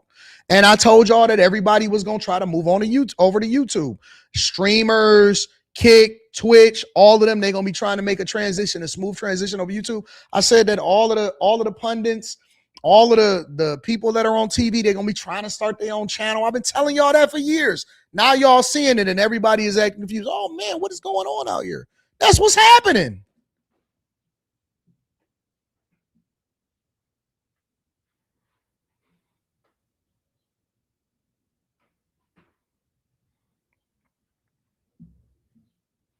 Don't worry about it. I'll make another prediction next year, the same day, same time. I'll make another prediction. I'll put it in my calendar. We're going to revisit this. Make sure you guys hit a like for the algorithm, subscribe to the channel, and turn on your notifications. Rush King says, what I don't understand is how can people complain about what Iran, Palestine. Oh yeah, I read that one. Shout out to you. I appreciate you, Rush King. Voltaic Art says, so death to America for 40 plus years means nothing. People don't care. Let me tell you about what people care about. People care about what they immediately see in front of their face at that moment, at that time. If you got a bad chick that's got her pants dropped right there, right down right there, they don't care about the war. They care about that bad chick. If they suffering financially at that time and they can't go and get no groceries, that's the thing that they're going to complain about, and they're going to talk about it on TikTok. Whatever it is that they're immediately feeling at that moment is the thing that they're going to champion at the time. You couldn't fill up your gas tank because you went and did some stuff that you wasn't supposed to do, and now you ain't got enough money in order to fill up your gas tank, and now you're complaining about oil. That's what usually happens.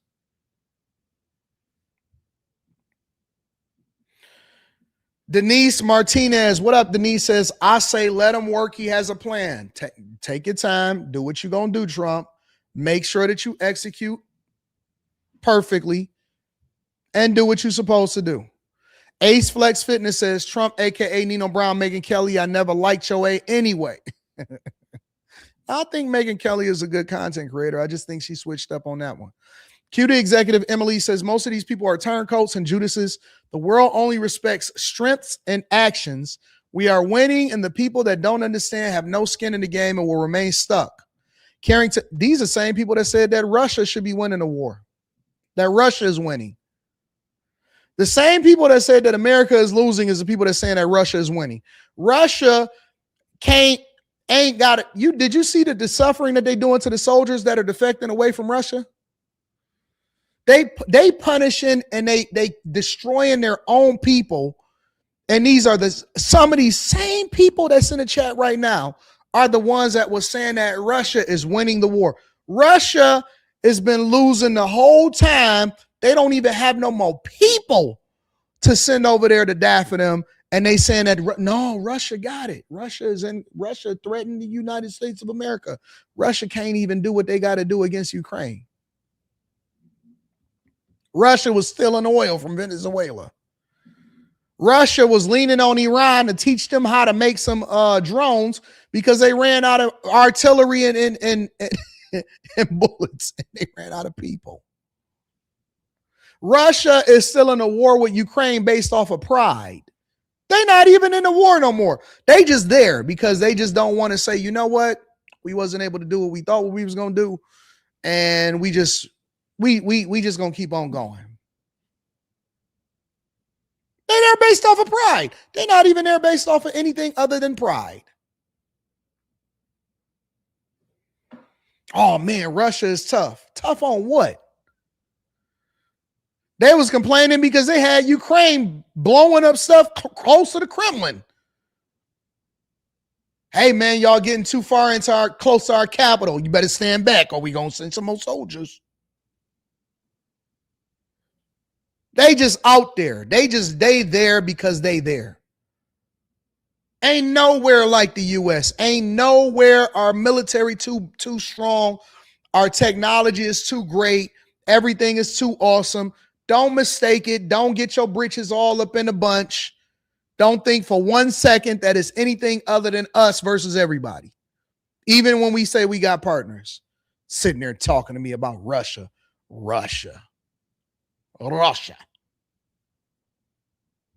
Get out of here.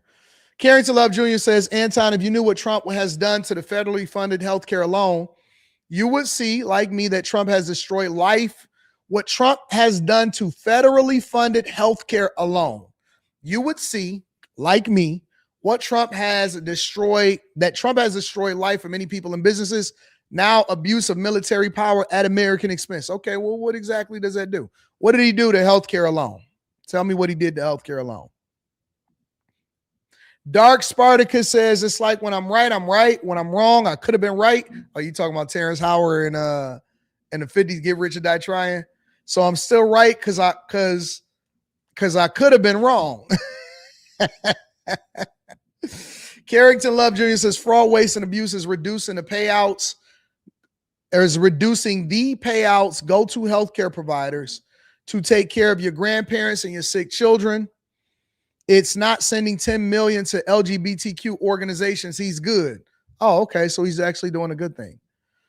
Also, the president is a commander and chief of the military, free to execute special operations. But a good president will consult with our economists from the 50 states before starting a war. And we ain't talking to them none no more. We've been talking to them for years. Who was your favorite president of all time? Trump?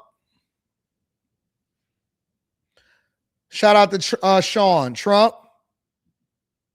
Trump is the favorite president of all time. Shout out to Tori Hughes. I appreciate you, Tori Hughes, on Instagram. I'm not on Instagram, on Cash App. Tori Hughes, my dog, says, Anton, can you give me a B-Day shout out? Happy birthday. Happy birthday, Tori Hughes. Happy birthday, big dog. We got a lot of April babies. Shout out to all of the Aries. I'm an Aries myself. Yep, I'm an Aries myself. Shout out to the Aries. I don't know what that means. I know that all of you astrologists, astronomers, birthdayologists, all of y'all got a way of trying to figure out what that means and stuff. I don't know nothing about that. I don't get into all of that numerology and stuff. Shout out to my Aries babies in the building. All right, y'all. Let me spin over for a minute because I see that there's a war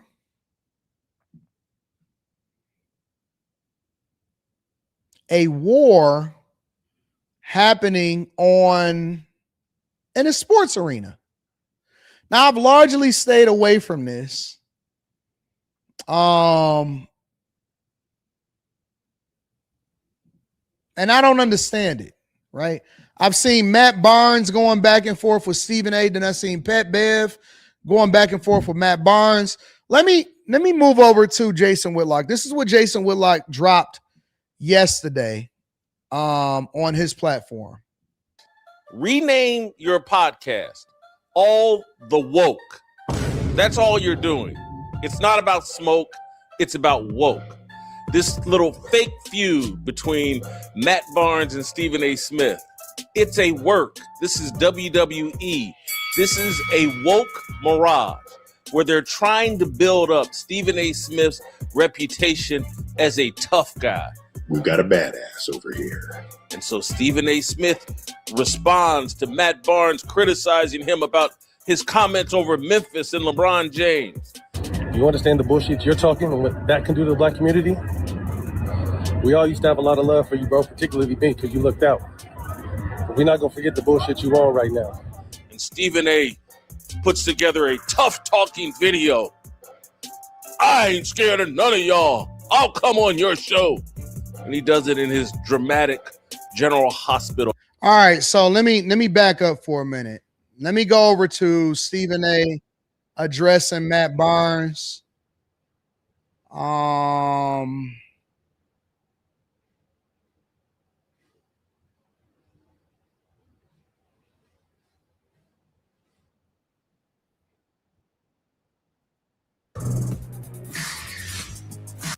Might have pulled a Eli Manning.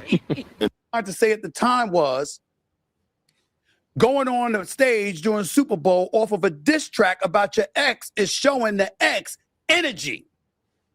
And any man that I know of, that I've always known, would have a problem with that. Now, her husband is a grown man, and he probably feels differently, and he has every right to. I mean, no disrespect. I should not have done it. Fair. I apologize for that. But I was talking about the fellas. Because I'm saying with fellas, if my girl is showing that kind of energy to an ex, I'm looking at you like, how come you feeling that energy towards the ex? You have me now. What's your problem? That's where I was coming from. Open to correction by her husband, which he was perfectly within his right to sit up there and say, you know what? You're not married. Who are you to talk like?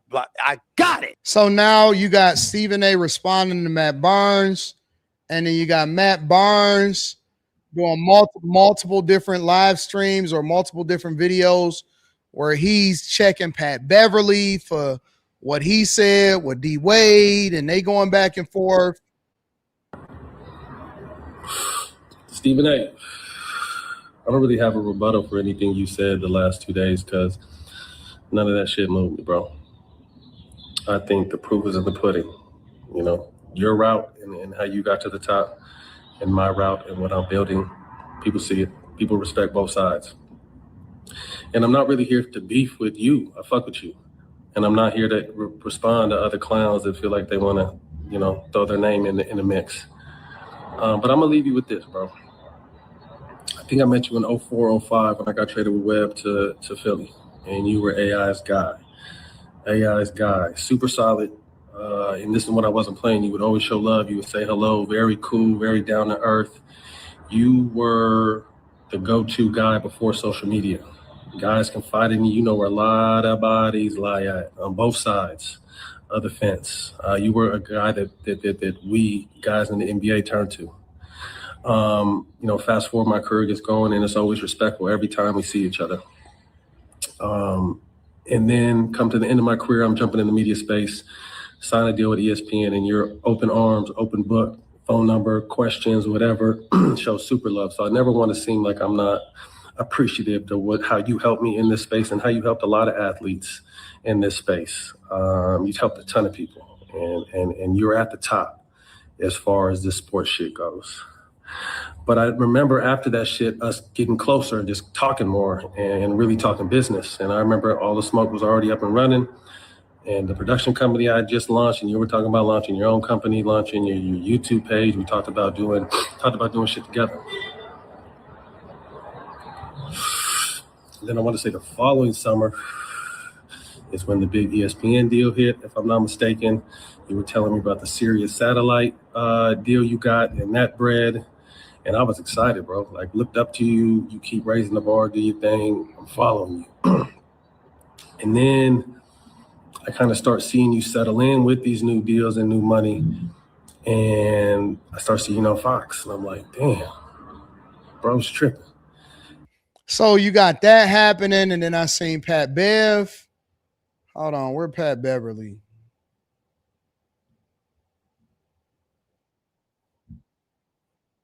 Of the Pat Bev Show. Thank you guys for tuning in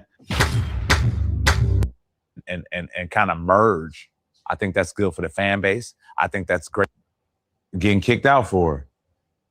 You know, I'm Complex too. Shout out to Complex, man. I gotta get Complex a huge shout out. They tell him he all right, and he heard. Come on, Dallas. I like that. I like that he's out there and yeah, we want him fast, motherfucker. We want him. Right. And I'm looking at it and I'm going, without a doubt, Rudy Gobert. Yeah, good Greek wine. So everybody know what the wine down for a greater purpose. 6 girls, me counting 12. Everything's happened to me.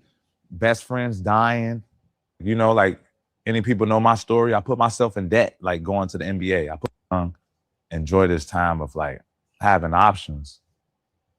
Right? Because I don't know if everyone's familiar with my story, but you feel me? Like you got people that's running it for you. You got people that's behind your back. My championship game, yeah, I had to pull up for that one. I don't know what the timeline is with this video and what he's talking about. I don't really get this whole platform, this whole layout. I don't know what aesthetic he's going for. I don't even know the timestamp where he was talking back and forth with Matt Barnes as far as him coming for him or whatever. I don't know what Pat Bev is doing. I don't know what Pat Bev is trying to do.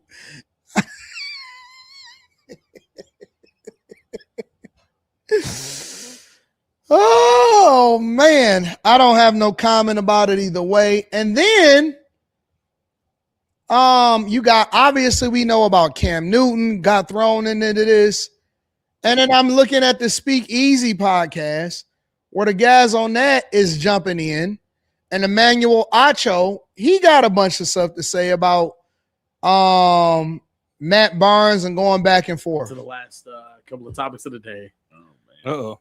The internet was a very you and Jason Whitlock on the. Why is he the spokesperson for the people, for the culture? I don't know. So I get like some of the point. I just think it's a wild way to go about it. But what do you got? Call me, at least you calling me me.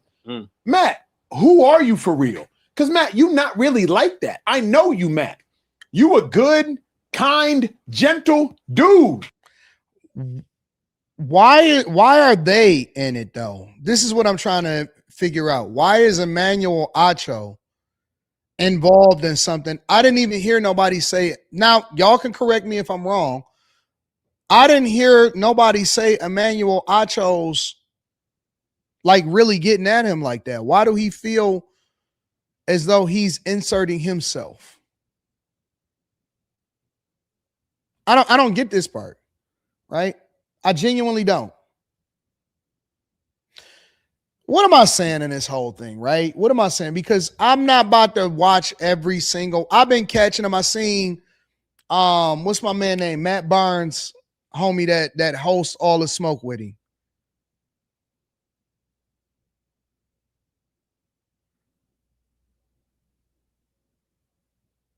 I forgot. I'm sorry. His name is slipping my mind right away. Steven Jackson. Shout out to you, Five Brown. Thank you for reminding me. I seen Steven Jackson jumping in and saying all of this. So what am I saying, bro? I am not sure if they trying to turn up the sports space and trying to make it kind of like how messy the regular YouTube space is. But this is kind of weird to me. You know what I'm saying? Because on one hand, of course, Stephen A is going to be the guy, right? And the reason why Stephen A is going to be the guy is because he's at the top. He's at the top of the food chain, so everybody going to come for Stephen A because they want his spot. Really, that's what it is. If Stephen A was not at the top of the food chain, then nobody would even be tripping. They wouldn't be mad at him.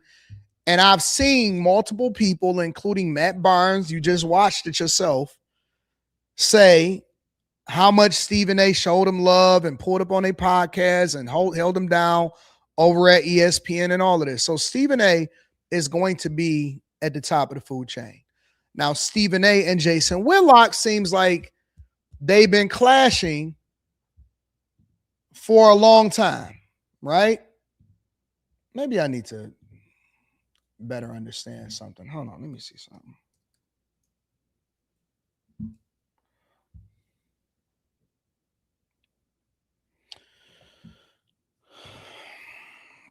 I might have to call in some reinforcements.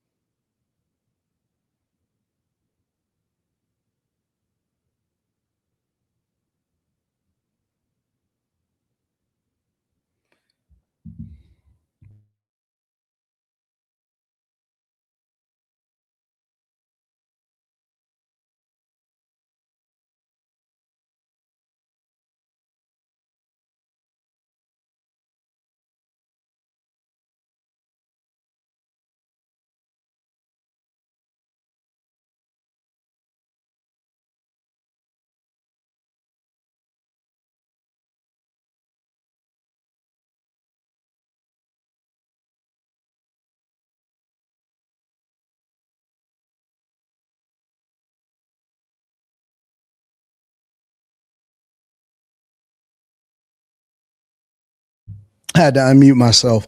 I'm trying to understand exactly where all of this beef is coming from and if it's ever going to end. Because I understand content. I understand content creation. It looked like Pat Beverly is trying to get his podcast back popping up. He had to start his own channel. And that's what, you got to do. You got to kind of get dirty in the mud in order to get some visibility. It's not enough to just be a former NBA player. You got to get some visibility. Matt Barnes is going back and forth with Stephen A. Smith because it looks like because Stephen A. Smith is at the top of the totem pole, so he going to have stuff to say about him. Steven Jackson is going to support Matt Barnes, and he seemed like he don't like Stephen A. Jason Whitlock and Stephen A. been clashing for a long time because they got a long history. And Stephen A. finally clapped back at Jason Whitlock. I've seen several different people go on Jason Whitlock's platform. And then when I went on Stephen A.'s platform, because I'm cool with Jason Whitlock, that seemed like it did a little bit of something, right? Then you got some other players in there in which I don't want to even add into this conversation. Then you got Emmanuel Acho and injecting himself into the conversation. And Cam Newton, and they didn't like the fact. It's like, what is happening? I don't know if this is authentic. I genuinely don't know if this is authentic or if this is something that is being drummed up in order to create more visibility for all of their platforms and to get them all popping. And then you're going to see other people that jump in that want to be involved, that want to have a conversation. It's just weird. You said, don't let Gil's Arena get involved. Ironically enough, when you would expect for Gil, I forgot that Gil was even on that type of time because Gil has kind of been chilling.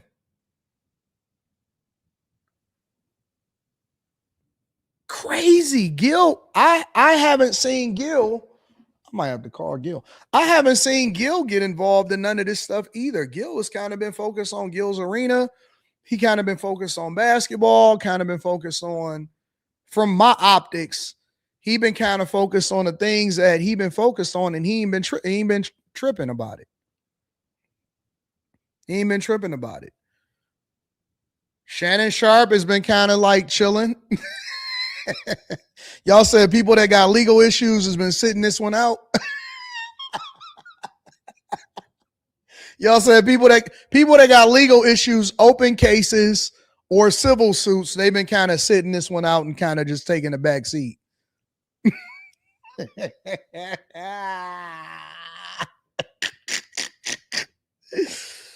Oh man, it's weird. It's genuinely weird to see these people arguing back and forth.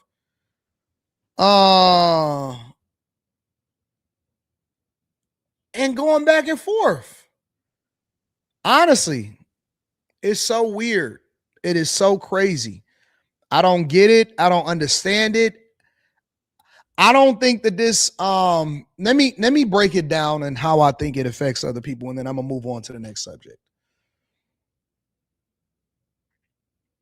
I don't think that this actually benefits Stephen A, because I think that Stephen A is at the top, and him going back and forth with people does nothing for him, because when you at the top, you only supposed to punch up, and he don't have nowhere to punch up to.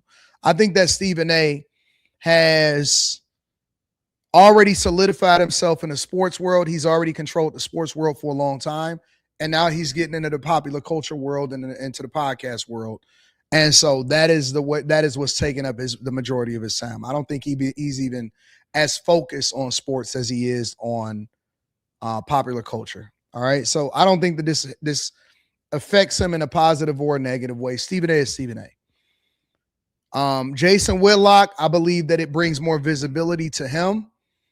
Because his platform continues to grow, but he's one of the only people that's standing on the conservative side politically, but the political aspect of it is also playing a role in what his takes are in sports, right? Because they don't think that he likes black people. That's the narrative that, I seen Matt Barnes call him a name and all of that. Matt Barnes and Steven Jackson are the catalysts, in my opinion, right? They are the ones, because, they have a reputation for being hotheads and all of this stuff. They are the ones that are going to continue to keep stuff going. And they have a pretty decent sized platform in all of the smoke also. And so they're going to make an impact. Cam Newton is looking at it, I think, from a business perspective, and I don't think that Cam Newton is looking at it from a friendship lens, right? I don't think Cam Newton has any loyalty to anybody except for himself and to continue to try to create great content. The speakeasy guys over there, I don't know what the hell they got going on and why they feel as though they have to insert themselves into every single conflict. That's weird to me. Pat Bev, I think he trying to get all of the visibility and the clout that he can get. I don't even know what that platform is. It looked like they got great cameras. I don't know if they experimenting with the backgrounds and the wine. I don't know what the wine is. I don't know what that has to do with anything, but Pat Bev is trying to get his stuff popping. And then you got a bunch of other people that's hanger-ons and stuff like that. But in a general sense, I don't get it. Marcellus Wiley is kind of, just kind of giving a narrative and talking. He's doing his own thing, but I don't think that he's per se getting into the messiness of it. He just knows a lot of people and he's involved with a lot of what's going on. And so he's commenting on it because it's content for him. Y'all, you saying you don't think Pat Bev is going to make it? Why you don't think that Pat Bev is going to make it? Why you don't think that Pat Bev is going to make it? Pat Bev can make it. Pat Bev needs some coaching. All right? Pat Bev needs some coaching. I know you always want to get my attention, so I'm going to answer your question or answer your statement. He said, boy, I'm telling you right now, if you don't stop promoting that MAGA administration, you're going to lose followers. Nobody wants to keep going along with a movement they're not benefiting from. Who are you talking to? I don't lose followers. Are you smoking? Listen, with all of that on YouTube that they got going on over there, I'm big dog. I'm gonna lose followers. Let me say this. Forget all of the big dog talk. Let me say this to the people. For you content creators, I'm gonna give y'all a bone. I'm gonna throw y'all a bone today, and I'm gonna tell y'all what's going on. If you do things based off of what you think your followers are gonna do, then you a sucker and you don't deserve to have a platform, and you need to go away. If you do things based off of whether or not you think you are going to lose followers, you are a trash podcast, you're a trash platform, you're a trash content creator. If you don't have the balls to be able to say what you think authentically without having to worry about what other people are going to say, you are a sucker and you don't deserve to be able to have a platform in the first place. So you ain't never got to worry about me worrying about losing followers, because I'm going to do whatever I want to do whenever I want to do it. And I don't care who rock with me or who don't rock with me. It's 9 billion people on this earth. I only got about 1.8 million of them so far across all of my YouTube platforms. Guess what? I am going to get more.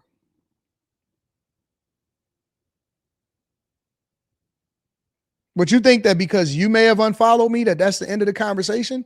No, I'm great.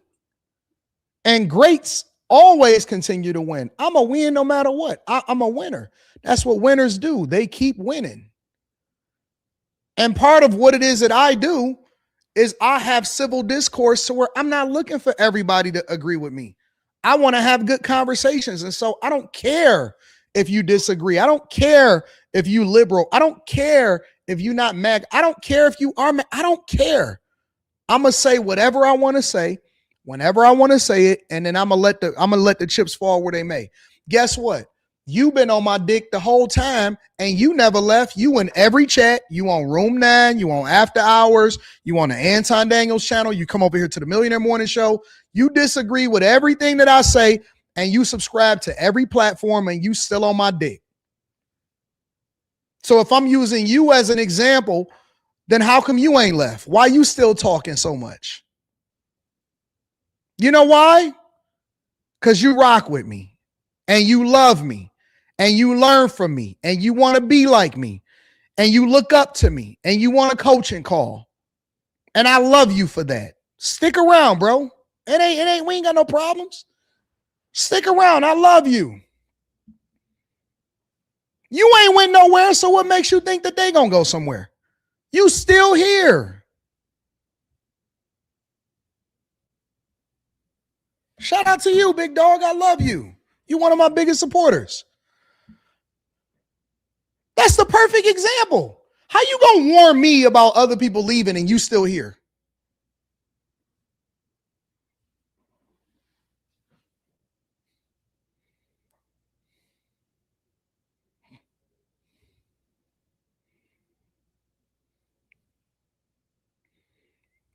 People that say that they don't like me, they my biggest watchers. They watch every show. They study everything that I do.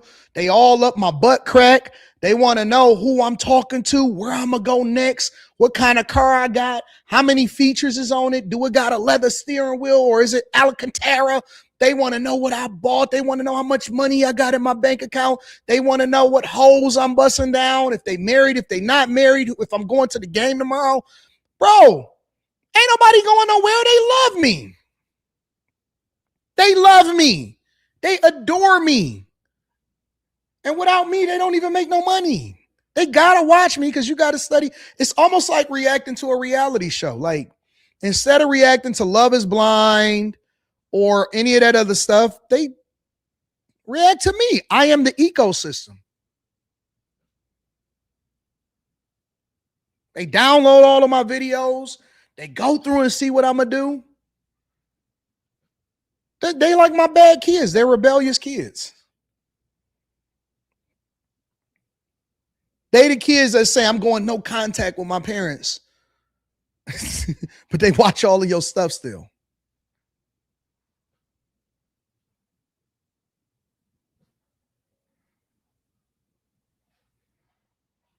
They don't want me to go away. What would they do?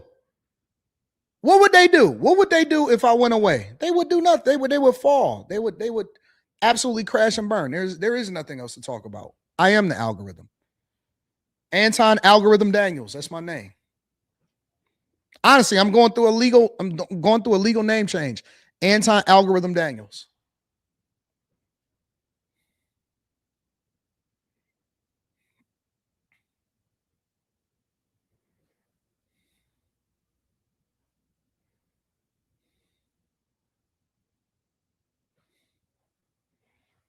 Stick around, Philadelphia Underdogs 7217.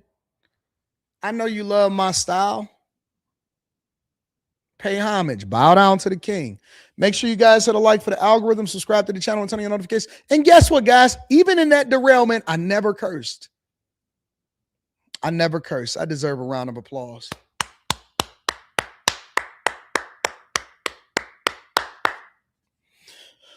All right, let me see what else is going on out in these streets. Why was Trump saying the GOAT, DAGOAT 88 says, why was Trump saying Kamala will go to war with Iran during the campaign? You repeated a few times during the campaign why Trump didn't campaign on it if it was the right thing to do. Shaking my head. Shout out to the GOAT. I appreciate you for the super chat. Kai Holiday says, so you saying blue collar is winning in 10 years? I'm saying that people that figure out how to make money and how to keep money and grow it are going to be the winners. Don't matter if you're blue collar, white collar, or whatever. All right.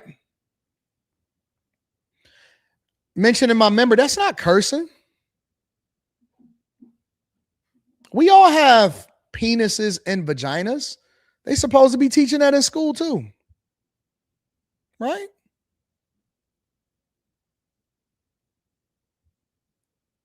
No? All right. You applaud for me not cursing. Thank you. I appreciate you. All right, y'all. See, they giving me applause for not cursing. I've changed my ways. I only tend to curse sometimes when it's on after hours. Somebody said you ain't say penis. Well, that's because when you talking to somebody and you really getting on them, man, get off my D. Man, suck my D. You can't say suck my penis. Oh, it's a D. You know what I'm saying?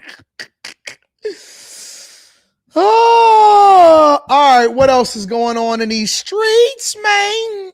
The cost of living. Home buyers and sellers are exiting the market. Where we at time wise? Oh yeah, we making good time. We good. Trump, that. Let me see what else. Oh, a Haitian illegal immigrant killed a mom or two with a hammer in broad daylight. Have y'all seen that? Let me see. A $5 billion plan to rebuild Atlanta. Now we'll get to that later. Let me see what else is going on. Former substitute teacher charged with having sex with a 12-year-old student a decade ago. What?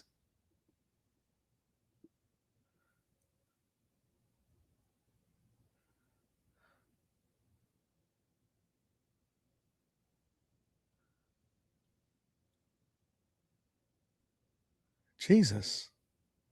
Dan Bilzerian drops the N-word. Oh, let's start here first. I want to start here first.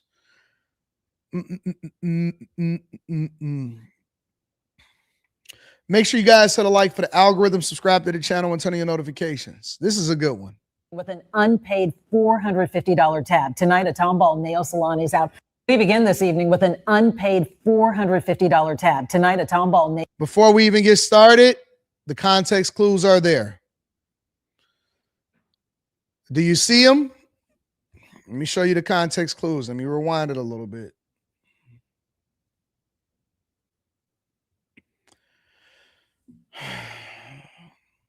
Got the bonnet. Bonnet Bay is in the building.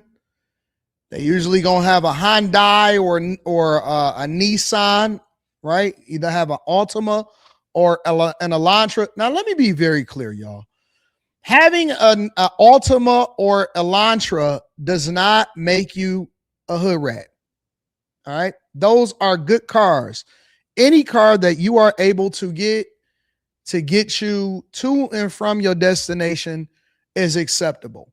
That does not mean that you a ghetto boo. It does not mean that you ghetto just because you got an Altima, just because you got a Hyundai, Elantra does not make you ghetto. All right. You still got your Altima still A done? All right. That doesn't make you ghetto. What it does mean is that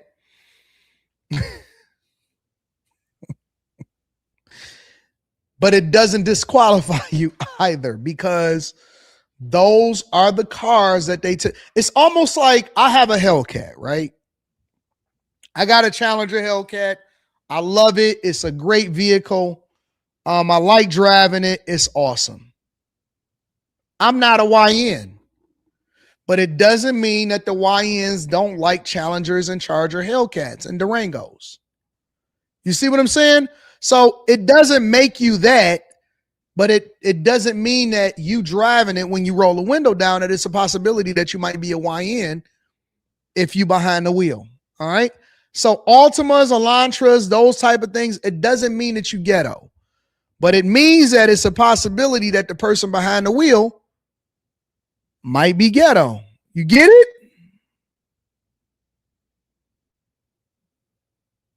You with me? All right. All right.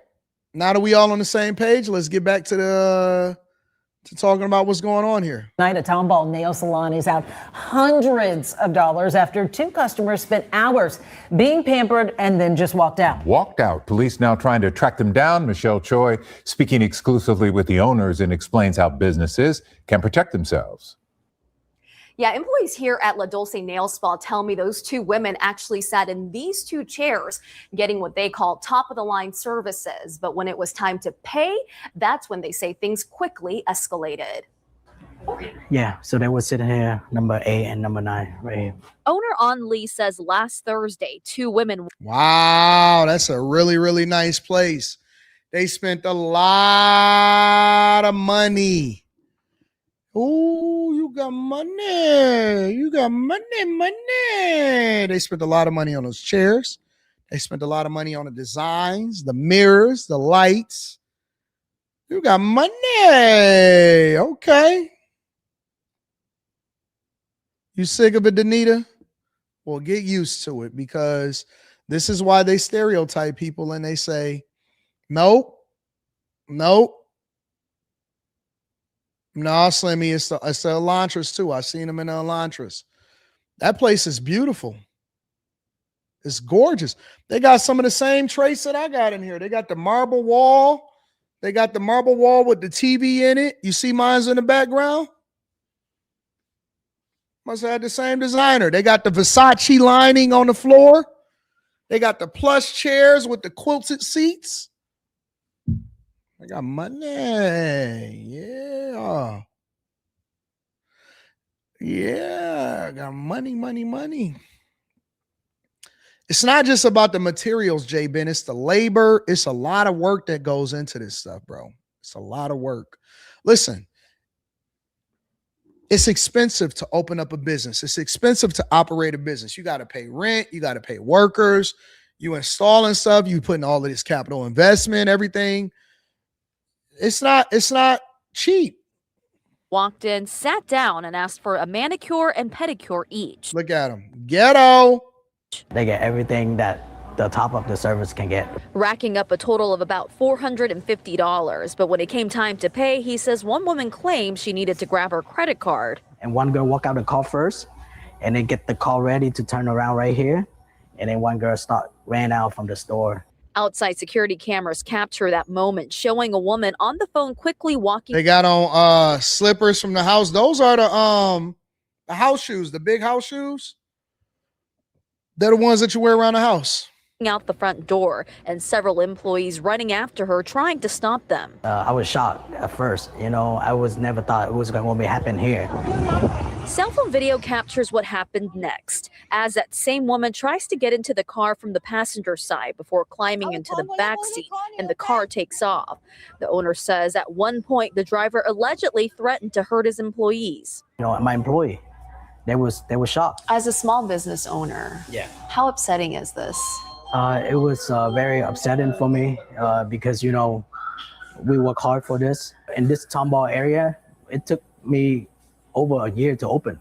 Now, police are looking to identify the two women, including whether the gray Hyundai Elantra is connected to them and whether they may be linked to similar theft of service cases in the Houston area.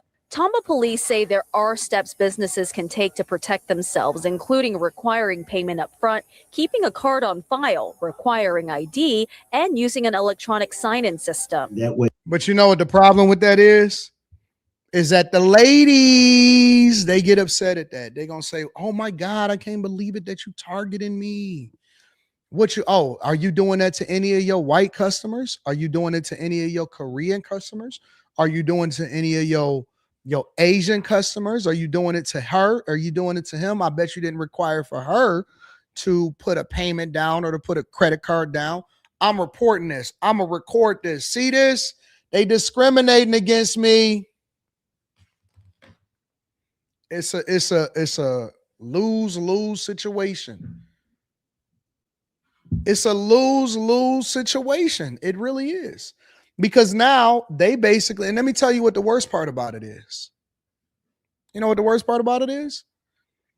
Is that they reinforced the stereotype. They reinforced the stereotype because stereotypes are not given, they are earned.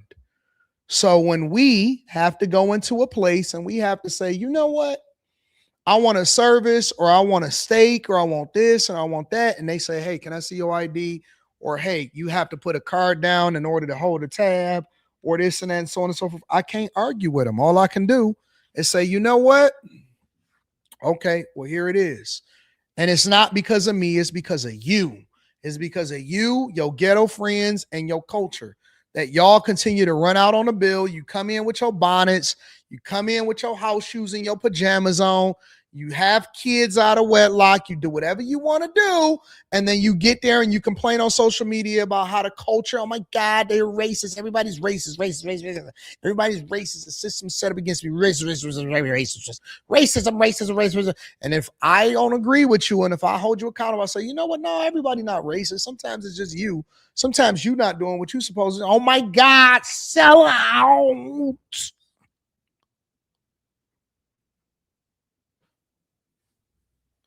Sell out.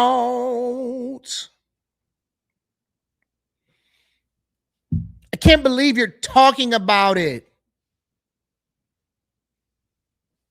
What's wrong with you? Like, no, so I'm a sellout because I looked at the video that you walked out on the nail salon, and now I'm the sellout. I'm the coon because you walked out and you reinforced the same stereotypes that your mama did, that your grandmama did, and that your great grandmama did.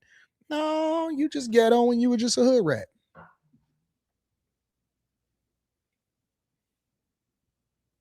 You just ghetto. Use a rat. Use a rat. And people tired of it. People are exhausted. They're tired. They're tired of trying to defend you. We're tired. We're exhausted. We don't want to be in the culture that is so toxic and demonic on a regular basis that we can't even go and get a basic service. You can't even go into a restaurant. You can't go on the roof, Chris. You can't sit at the bar. You can't do none of that without automatically being, we have the profile now. And unfortunately, some of us that are respectable human beings have to deal with what you created, because in order for them to get visibility, guess what they did? They smartly did it. They called the news. They called the news. They said, nope, because usually I wouldn't have no recourse because the police ain't gonna come, but we calling the news and we getting some visibility into you because you are ghetto. You're ghetto. You're a ghetto boo. Card on file, requiring ID, and using an electronic sign-in system. That way, that ensured that they've been identified, and in case they just decide they don't want to pay or whatever, then they'll at least have their information. But one thing he stresses: now, what should business owners or employees not do?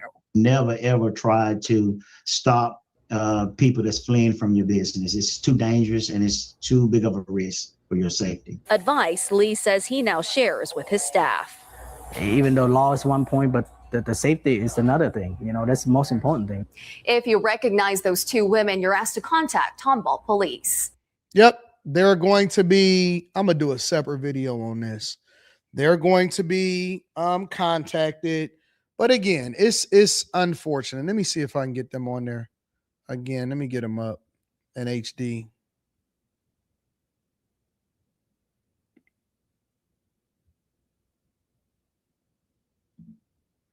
That's them. That's it right there. If you see these ghetto boos that, you know, are embarrassing us, because what you do unfortunately reflects bad on all of us. If you walk around doing what you're not supposed to do, then you need to get the police called on you, and you need to be held accountable for it.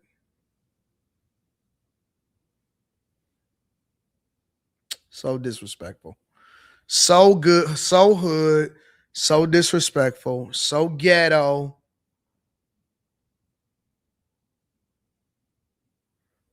Is y'all still stealing?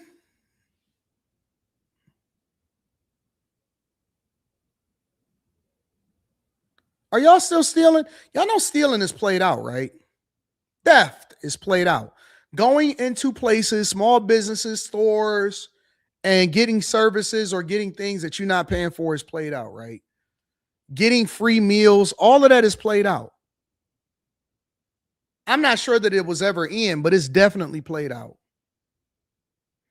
None of that is cool. Like skipping out on meals, all of that is played out, bro. It is so played out. They need to show their license plate too. I don't know why they blocked that out. Make sure y'all hit a like for the algorithm, subscribe to the channel, and turn on your notifications. I want to go over to Atlanta in a second, but before I go over to Atlanta, I want to get into real estate really quick. Make sure y'all hit a like, subscribe to the channel, and turn on your notifications. The all-important spring housing market is well underway, but the war with Iran and its impact on the U.S. economy have thrown a massive wrench in buyer demand. Mortgage rates are much higher than expected, and concerns over employment and inflation are front and center. Those concerns were already heating at the end of last year, but the war turned up the gas.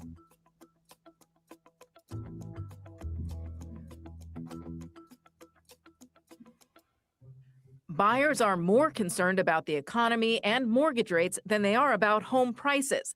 That, according to real estate agents responding to the quarterly CNBC housing market survey. You know why they're more concerned about real estate rates than they are about home prices? The same reason that they care more about your car payment than they do about the price of the car. People care about their payment. They don't care about the price that they pay. If you are a business owner, if you are a business person, remember that. People don't care about. When we talk about affordability, and this is the problem with this conversation, when we talk about affordability, we're not talking about the price that it's going to cost you ultimately. Nobody cares about the fact that after you get done paying for the house, you're going to pay for it over 2.5 times. Nobody cares about, how much the car is going to cost. They don't care. Nobody cares. They don't care about the cost of their vacation. They don't care about the cost of food. They don't care about none of that stuff. You know what they care about? Affordability. You know what affordability means? How much I can finance it for, and how can I space this out? And that is the problem with the U.S. economy, is that people are not learning the lessons of the people in the past. You know how much you know what they ask when they say, well, how much is my mortgage going to cost? They don't say how much is the price of the property. They say, how much is my mortgage going to cost? And that's why they were able to make that assessment and say people care more about how much the interest rates are and the mortgage price than they do of the actual price of the house.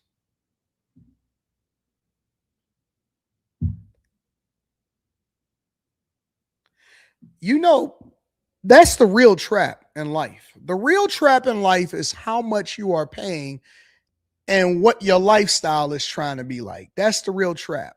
When you see people complaining online and saying, oh my God, things are so expensive. No, it's not. It's expensive for you because you choose to live a different type of lifestyle. You don't want to save. You don't want to wait. You don't want to be patient. I got to have it right here, right now. Got to have it right here, right now. When they told y'all can put 3.5% down and get a PMI, private mortgage insurance, instead of putting 20% down and getting rid of the PMI, getting a lower payment and a lower interest rate. Oh my God, give it to me. They said y'all can finance it for 30 years. Yep, I'll take that. Well, you can get a lower rate on a 15-year mortgage. Nah, I don't want no 15-year. Hey, stay with your parents for the next 5-6 years.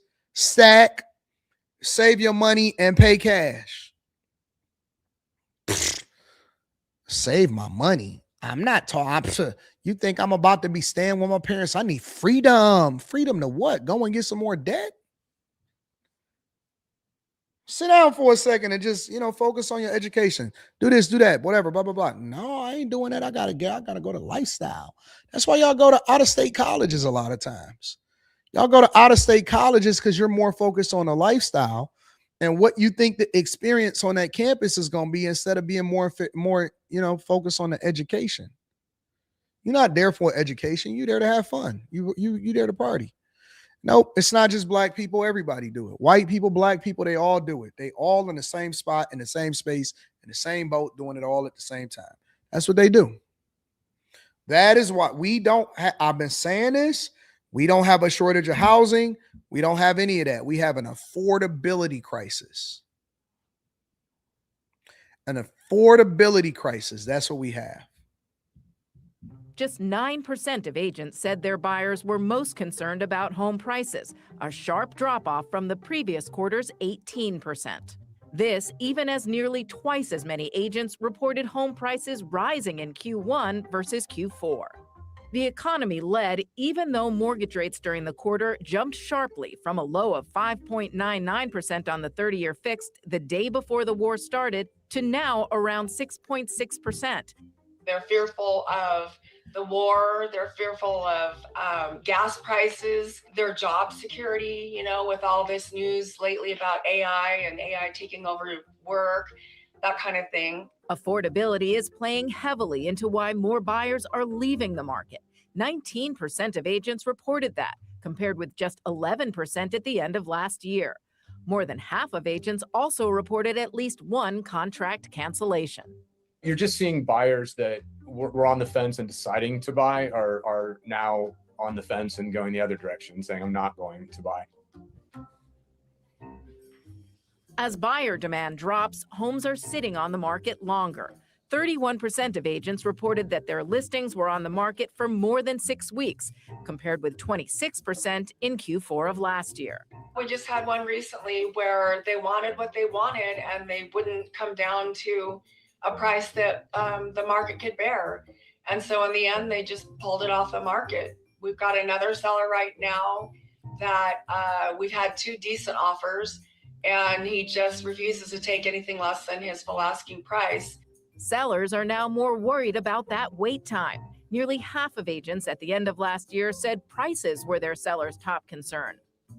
Despite that, fewer agents reported price cuts, but that may be seasonal. And again, mortgage rates dropped below 6% in the middle of the first quarter, giving buyers more purchasing power. That may also be why fewer agents had to delist homes compared with the fourth quarter, when agents reported a slower than usual fall market with more frustrated sellers.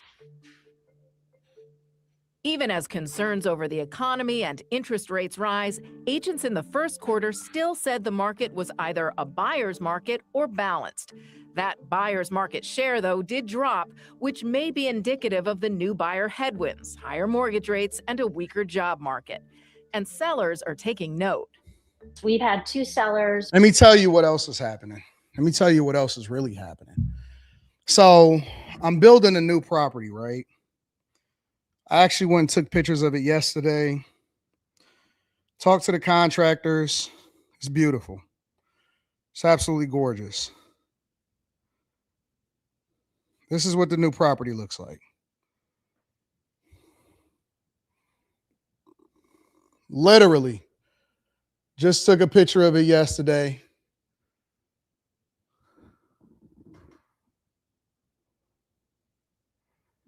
Right, let me show you another picture. That's it from the side. So I'm deep diving, right? Deep diving heavy into it. It's gorgeous. It's absolutely beautiful, right? Went through, recorded it.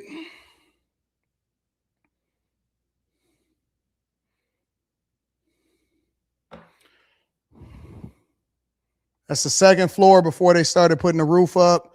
So bag chasers know, because I tell y'all inside a block club that I've always got several different projects in flight at the same time. So I'm building 3 different houses all at the same time, and then I'm also doing a renovation of one of them, right? And let me tell you what else people don't like. People don't mind spending money. People don't want to spend money on something that they got to spend $150,000 in order to update. These houses that they want $400,000, $500,000, $600,000 from, they're old, they dusty. They got to do a full renovation if they get into it. A lot of these houses is flipped, and that means that it's just cosmetically, they tried to cover up all of the imperfections and they did a cosmetic redo. They don't want flipped. They don't want old. They don't want dusty. They want something nice that they're going to get for their money, that you're going to move in and you ain't got to do a lot of work for it. And you can just jump in and do your thing. What I found, and let me tell you something else, another one. They don't want these cookie cutter, Pulte Lennar homes that are badly built, that is just thrown up, ain't got hardly no insulation in it, and it's trash.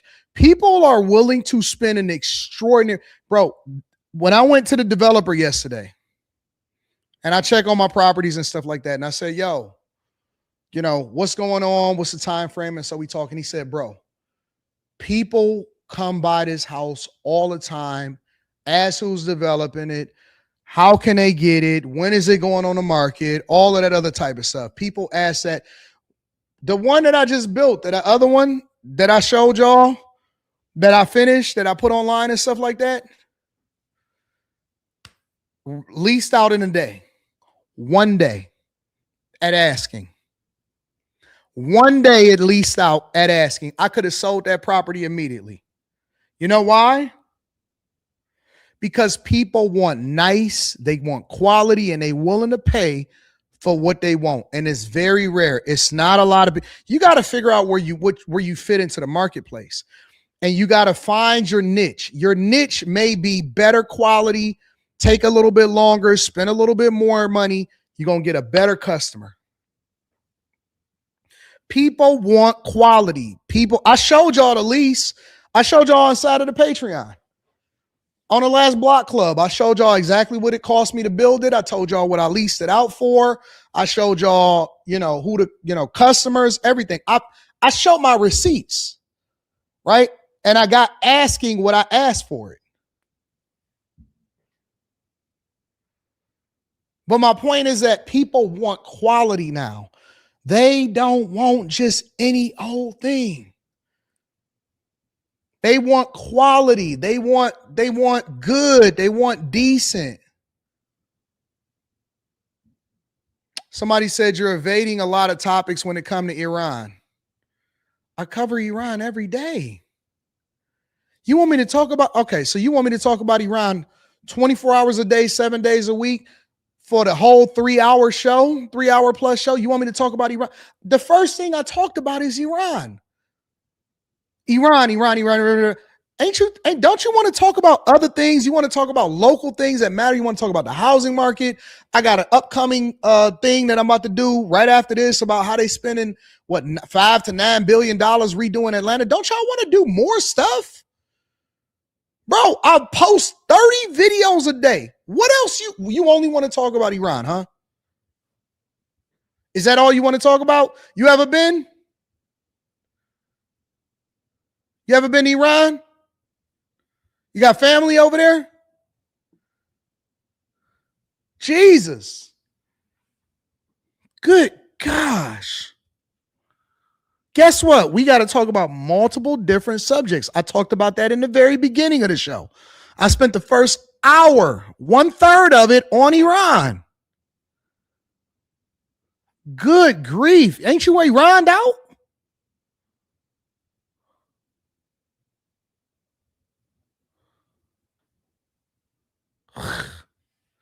Anyways, people want quality housing. They want quality, nicer things. They don't want cookie cutter. They don't want cheap. They don't want to have to renovate. They don't want to have to do work to it. They just want something that you can get into. We're planning on listing in May, already decide, let's hold, let's search later in the summer for our next home to buy, and then we'll try and list in the fall. So they originally thought that the spring would be perfect for them because it just felt like it was going to be the best time. And now they don't feel as confident and they want to wait and see. Just over half of agents said they do expect the market to improve, but that share is way down from the end of last year when there was no war in the picture.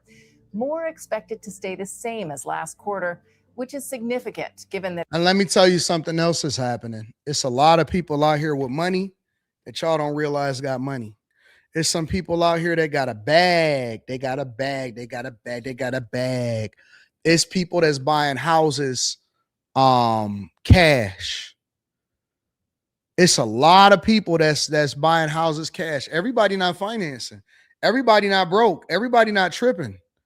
It's some people that got a bag. Shout out to Oot Milk. Happy birthday. You will never, ever, ever find a shortage of people that are buyers that have opportunities. Let's say, for example, we like to say, well, the car market, there's cars sitting on lots for a long time or whatever, so on and so forth. But guess what's not suffering? The luxury, the exotic car market. There are a ton of people that are buying exotic cars, hyper cars. There is no shortage of people that want quality cars, old school cars from the 50s, the 60s, and the 70s, and the 80s. that have been refurbished and they look brand new, they go for a premium. They go for a mint. They sell immediately. Immediately. Whenever you create a quality product, stop trying to market yourself to the lowest common denominator. There's always going to be buyers that want a quality product, and your product would not sit if it's better than what normal is. Now, if you're trying to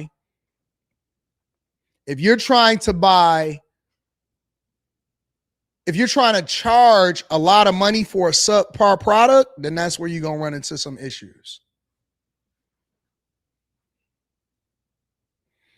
That's where you're going to run into some issues. If you want to buy if you want to put cheap quality into a high-end product, you're going to find problems with issues.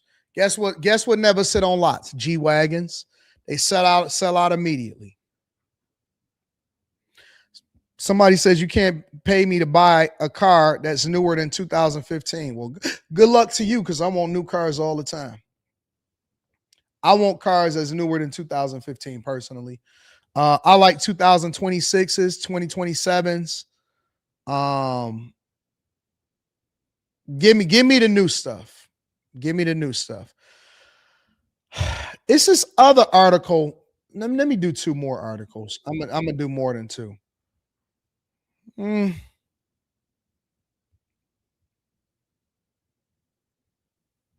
me see. I seen this.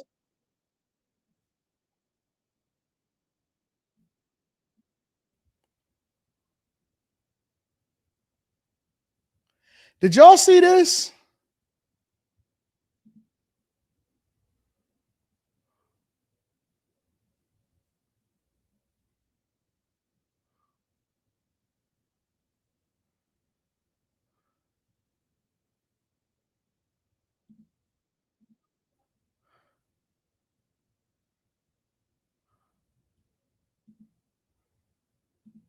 I don't know. It kind of brings me back to the beginning, because I was so excited to meet Nia Long.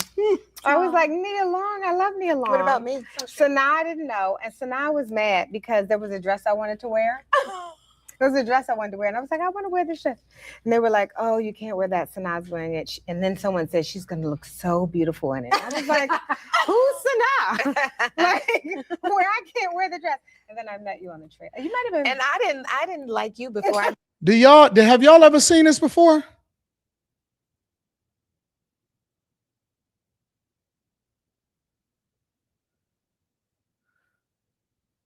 All right, let me bottle that up, because I don't know how that somebody sent this to me, and I was like, where did this come from? Don't worry. I'm a bottle that up, and I'll have a whole nother conversation about it. I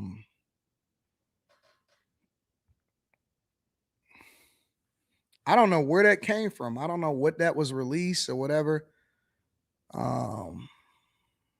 But yeah, so I want to get into this Atlanta thing, because you seen that before. I want to get into this Atlanta thing because they're saying that Atlanta is spending $5 billion to rebuild downtown Atlanta. Make sure you guys hit a like for the algorithm, subscribe to the channel, and turn on your notifications. Is this area right in the middle of Atlanta, sort of dark, dank, no man's land, under the roadway, an extremely difficult, intractable place to develop.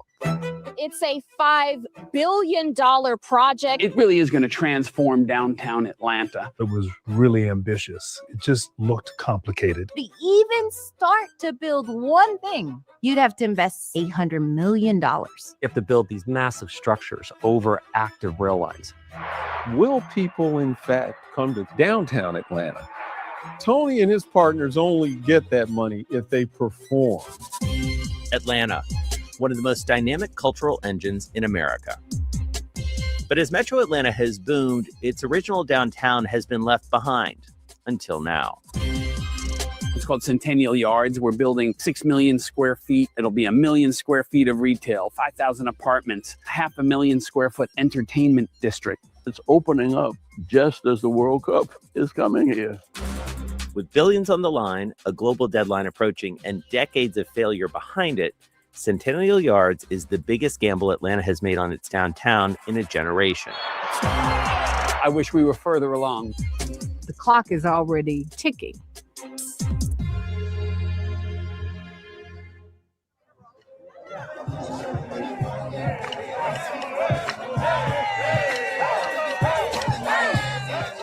Tony, here we are, State Farm Arena, home of the Hawks. What's this all about? The Atlanta community treats MLK weekend as something extraordinarily special. This is the home of Martin Luther King.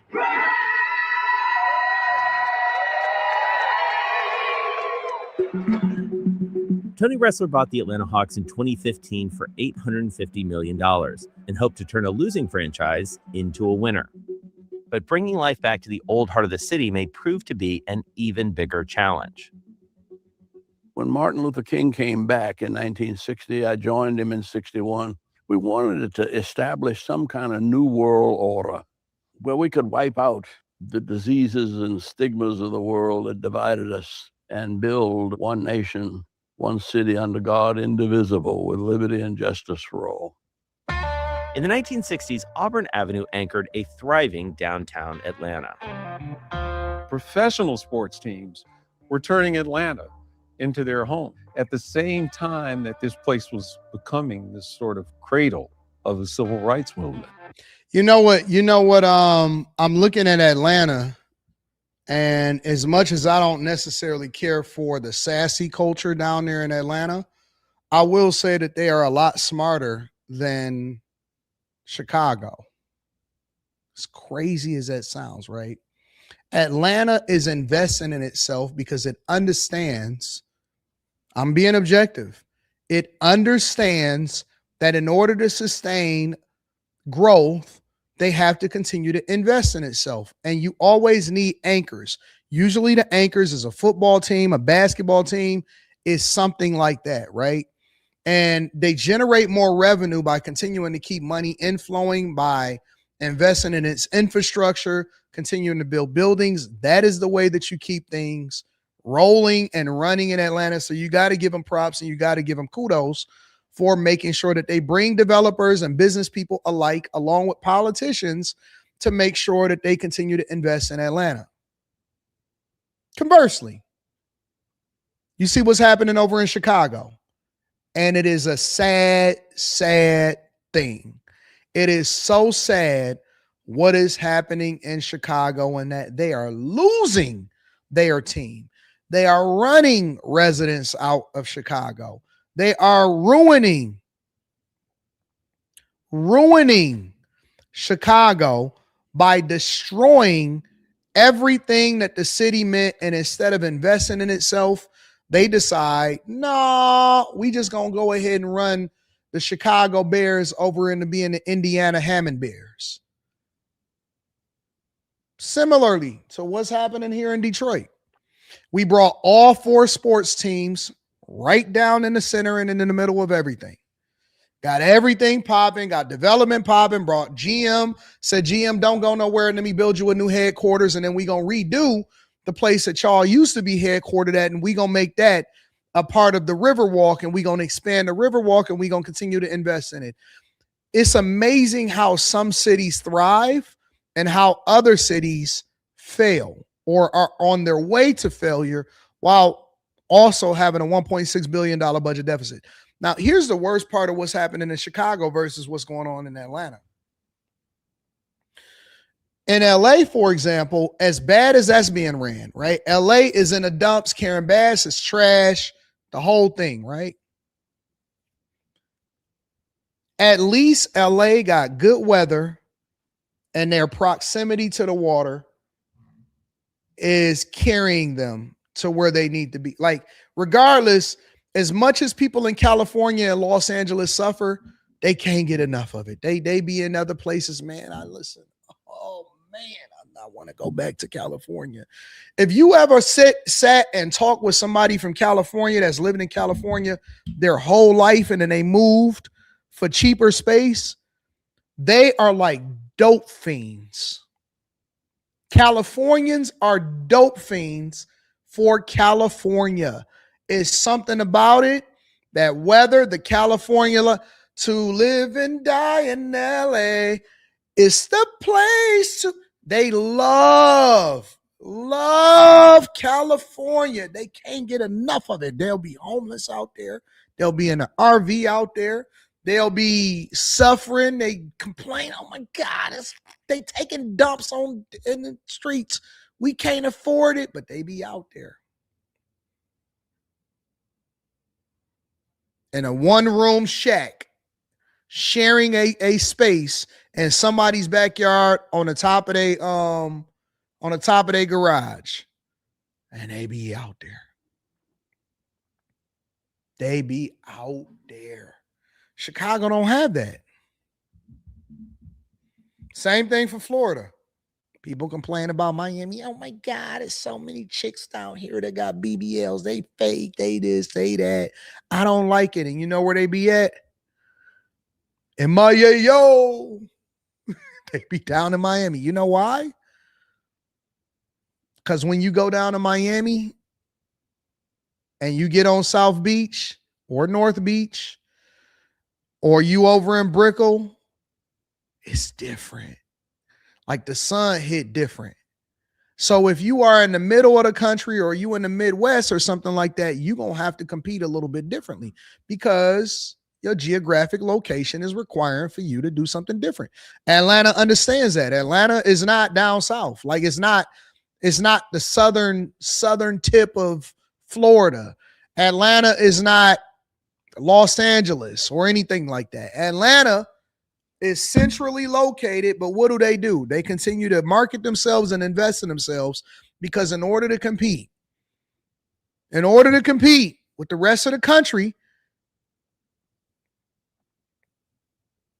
somebody real like PJ says Miami ain't even all that. Oh, you just probably ain't made enough money yet then. Whenever I hear somebody say that, I know they just probably ain't made enough money because maybe you just ain't had the access that you want. I ain't gonna cap with you, bro. It's different. And it don't even be until you land till you realize how different it is. You be like, oh man, it's different out here. It's different. It's Miami. I don't care what you say. No, it is. It's different. No, I'm not going to let you get away with that. Miami is it's different. No, it's popping. When you go across that bridge and you see that big old yacht, if you're not getting inspired, like man, it's a come to Jesus moment when you going over that bridge over to go to Miami Beach and you see that yacht and you say,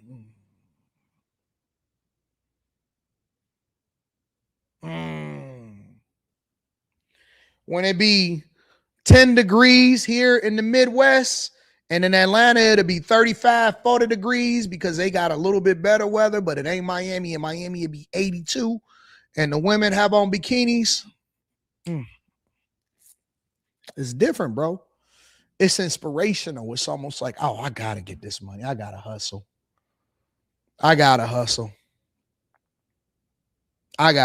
Anybody that tell me Miami ain't all that, nah. You got to get your money up. You got to get your money up. I'm keeping it 100 with you. You just ain't experienced it the way that you were supposed to experience it, big dog. I'm keeping it real. Nah, it is. It is. It definitely is. That's it. Don't let them lie to you. Miami is Miamian. All right. And oh Lord, make sacred the memory. And it grew, the center of gravity started to shift. Circles. And Tyler Perry Studios, Fortune 500 companies, or the Atlanta University Center. By the 1990s, Atlanta was a city with a growing global footprint. Winning the 1996 Olympic Games was supposed to bring the world back to downtown. The summer of 96, being on that Olympic team, playing in the old Georgia Dome, there was a lot of optimism for downtown Atlanta in terms of what the Olympics was going to bring. And I know there was disappointment that it didn't have that impact that everyone thought it could. When the games ended, downtown failed to hold on to the Olympic momentum. Its many notable attractions and neighborhoods still disconnected from one another due to the massive 40-acre swath of abandoned and undeveloped land. When the baseball stadium left downtown, which happened just as we purchased the Atlanta Hawks, we had determined then that we thought downtown Atlanta could be a really remarkable transformation if done properly. Why Grant Hill always in the money room? You know what I'm saying? Where's the Atlanta Braves at? Let's ask a different question. We got to ask a different question.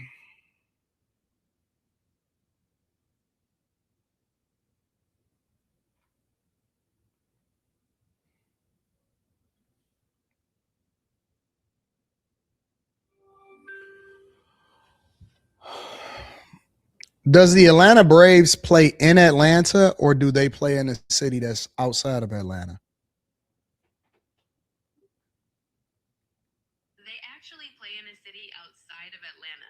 Their stadium, Truist Park, is located in Cumberland, Georgia, which is in Cobb County, about 10 miles northwest of downtown Atlanta. Is there anything specific you wanted to know about the ballpark? When exactly did the Atlanta Braves move out of Atlanta? The Braves played their last game at Turner Field in downtown Atlanta in 2016. They then moved to their new stadium in Cobb County for the start of the 2017 season. Is there anything else you'd like to know about their move?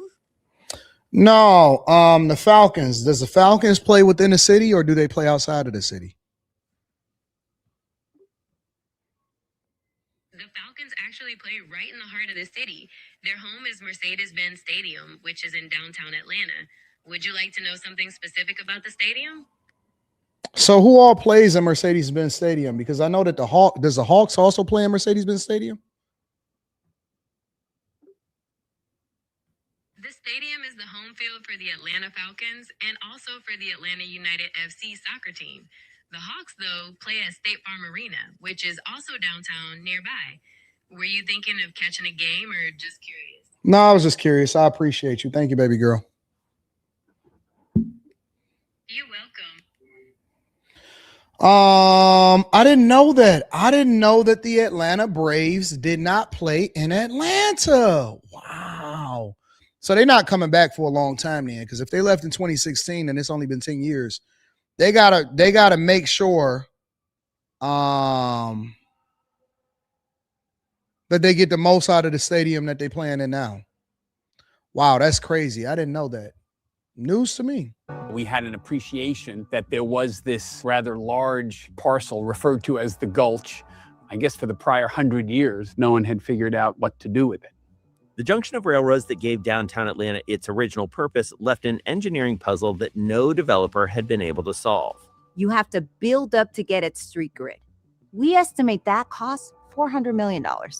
Second is in the hole, there's no infrastructure. No electricity, no water, no sewer. Maybe what? Another $300 million? These railways are still running. Yeah, this is an active rail line. That's an active rail line. The MARTA line runs through right there. Does that complicate construction? Extremely. So everything we build has to be on stilts, essentially 40 feet up to match that level of the viaducts. When Tony came in, he saw that and he asked what it is when he was coming in to do due diligence to buy the team, and explained to him about the railroad and viaducts. And he said, we're going to build LA Live there. And I'm like, sure you are. Early on, Tony Ressler was made aware of that if it was a really inclusive project that underscored the unique diversity of this city, he stood a chance to be successful. One of Tony's big partners on this deal is also his partner in the Atlanta Hawks, and that's the legendary Grant Hill. Been in professional sports my entire life, and to now sort of be a steward of a franchise in a sense and have this responsibility, it's important. Grant played a role in helping Tony assemble this all-star team of investors. It's everyone from Arthur Blank, who owns the Falcons, to 2 Chainz, the famous local rapper, the Russell family, to John Bryant, to Usher, to Shaq, to Ambassador Andrew Young. Tony Ressler's a people person. There's nobody that doesn't love him and believe in him. And then Tony happens to have a brother named Richard Ressler, who's the chairman and founder of CIM Group. Our friends at CIM, they had successful developments in Los Angeles, Miami, Denver that took really large, complicated downtown developments. For this to be successful, it wasn't going to be small. Ressler and the CIM Group would need to convince the city of Atlanta to contribute billions of dollars for Centennial Yards to become a reality. We came together, negotiated a deal. They said, we will put in the initial investments, so no money from the city. We said we would issue bonds. I have to admit, we had support and opposition. Those who oppose the deal are concerned about the use of tax dollars and how the project will affect affordable housing. See that? You see how they all came together? And this is what networking does for you. This is why you need better city leaders in Chicago. I hate to use Chicago as a punching bag, but clearly there's a different demographic and way in which they went about doing things in Chicago than they did in Atlanta. Atlanta worked with the city. Atlanta put together a bunch of developers. Atlanta lobbied for it. Atlanta spoke with the taxpayers. Atlanta issued bonds. Atlanta actually is working to make sure that they invest in the city. Chicago said, hey, Brandon, what you think? I think the Bears should just should shoulder the burden. And I can't imagine the Bears leaving Chicago. I mean, that would be anything short of a travesty, right? It doesn't matter about the large gatherings. Doesn't matter about crime. We don't care about the Bears being here, but we expect for them to be here. The Bears was like, nah, I'm going to give you the middle finger, and we're going to go and do what we want to do when we want to do it. We're not going to sit here and going back and forth with you and your mohawk. Kanye didn't come back. Right? Common didn't come back. Chief Keef couldn't help them gather it. And that's exactly how it plays out. You have to have a good working relationship with the people that have visibility, money, and resources to continue to invest in y'all city. And that is how you got things done. That's how you get things done. It's because Atlanta is, as a whole is more conservative than Chicago. Either way, they figured out how to get it done. Affordable housing is probably the biggest challenge that we have as a city. So when this huge transaction was before me, I had this whole wish list. I said, I want an affordable housing trust fund, equity ownership for minority participation, and the list went on. There was an in lieu of contribution that they would have to make if they didn't hit certain numbers towards affordable housing. And they didn't hit those numbers, and they had to write a very big check for it. That allowed us to create this $28 million affordable housing trust fund. And we got it done. A Fulton County judge upheld the city's issuance of the bonds, and Centennial Yards could finally move forward. We think at the end, there's going to be upwards of 10,000 jobs that are going to be created. We take on no risk. We put no initial dollars. And yet together, we're going to build the tax base, property tax and sales tax. If they do not generate the taxes, there's nothing for them to pay themselves back. Construction began in 2021 and completion is years away. But another global deadline is much closer, the 2026 FIFA World Cup. Damn, I wish we were further along. We're going to have some things built. We're going to absolutely be able to showcase what we're building. Notice how nobody calls Grant Hill a sellout because he's doing business with white people.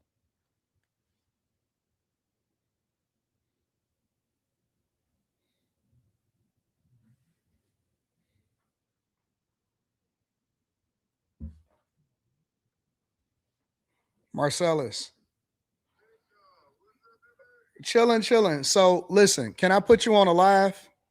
Because I need to ask you. I'm trying to understand what this whole thing is with all of these different sports commentators and what the tie is and why everybody is beefing.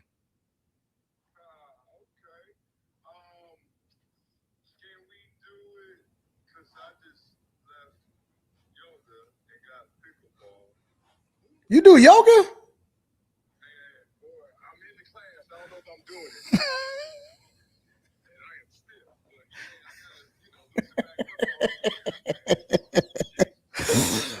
I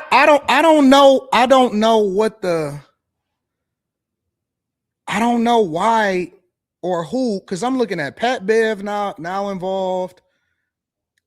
Obviously, Matt Barnes, and then I see Emmanuel Acho, and I see all of these people. I'm like, what is all of this? No. I just want you to give me the snapshot, just like the 2-minute highlight. I don't know. Maybe we could do it Monday. Want to do it Monday?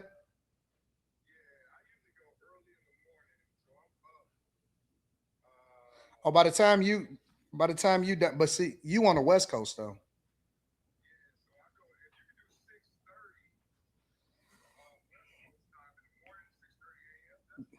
All right, bet. All right, so we'll lock it in this weekend. All right, bet. Bye. All right, so Monday, Marcellus is gonna come on the show and he gonna break it down for us.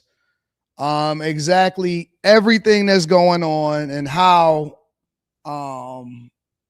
we can put all of this together. All right, so we're gonna set that up for y'all Monday. Special guest tomorrow, and then we got the developer that's proposing to Belle Isle. We're gonna bring him on tomorrow. Monday we're gonna have Marcellus Wiley, and then we're gonna go after that. We're gonna figure it out. All right, so I'm gonna get that to y'all. Let me better understand the rest of what's going on. Oh, I know what I was saying. How come nobody, and I mean nobody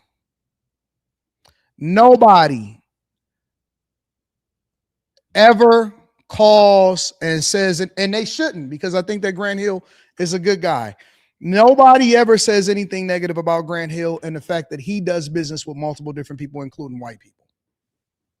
Have y'all noticed that? Grant Hill has been 100% focused on running up a bag the whole time.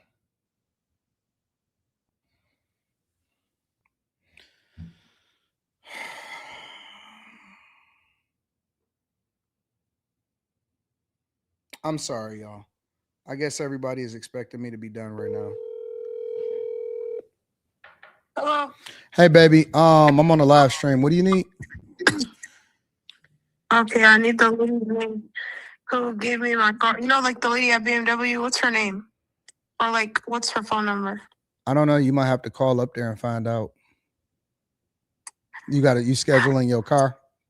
Thanks. No, I already did, but I need to talk to her. That's why. I should need to talk to her. I'm trying to think, but I can't remember. I can look it up, but you just got to call her. Call up there and find out who your salesperson was. What am I supposed to say? Call up there and I'll get it for you out of my phone. Give me a second. See, even you know that's hard. I'll get it for you out of my phone. Give me a second. All right. All right. She should have gave you her card. Nope, I don't have it. She gave you your card when she was showing you around the car. Yeah, but I don't have it. It's not there. It's nowhere here. All right. Okay. Bye. Can you send it to me? Yeah, I'm gonna look it up. Wait. Okay. All right, bye. Anyways, let me look at the rest of this video. We're going to have some things built. We're going to absolutely be able to showcase what we're building. We have about 6 separate developments going on simultaneously. Here, we're going to have a 5,300-seat Live Nation concert hall. Cosm. Here's the home of the Hawks, right? And you're literally across the street from State Farm Arena behind. Oh, y'all got a Cosm too? We got a Cosm that's going up here in Detroit too at the exact same time. It's so crazy.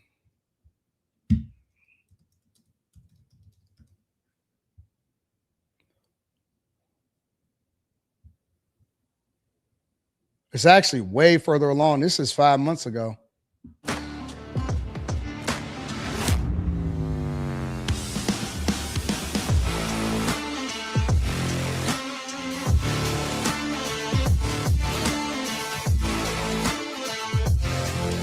Yeah, we got a Cosm that's going up in downtown Detroit also. That's pretty insane. Let me see. Filters. This month.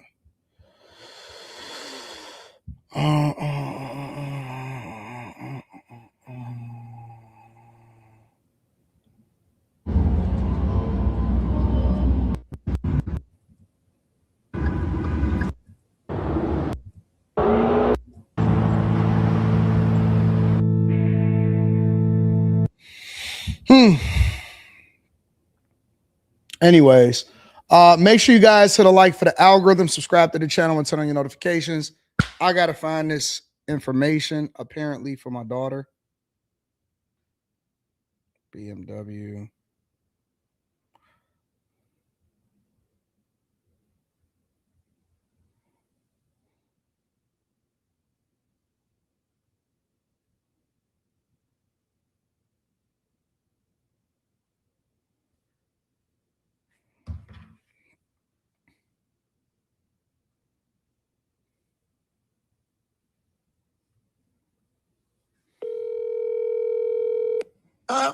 Her name is Bridget.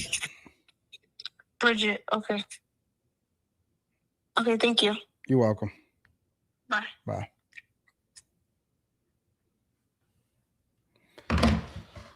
All right. Anyways, after hours tonight, room 9. Let me read some of y'all super chats. I'm gonna get y'all up out of here. TS Car Wash and Detail Services. Last night on Nightcap, a woman had a Discord video and told Shannon and who was ISO that she's 50 years old, and still cuss in front of her parents because she grown. I don't cuss in front of my mom. TS Car Wash and Detail Services. She also continues to say her 21-year-old son cuss in front of her, but the difference is he don't cuss at her, just in front of her.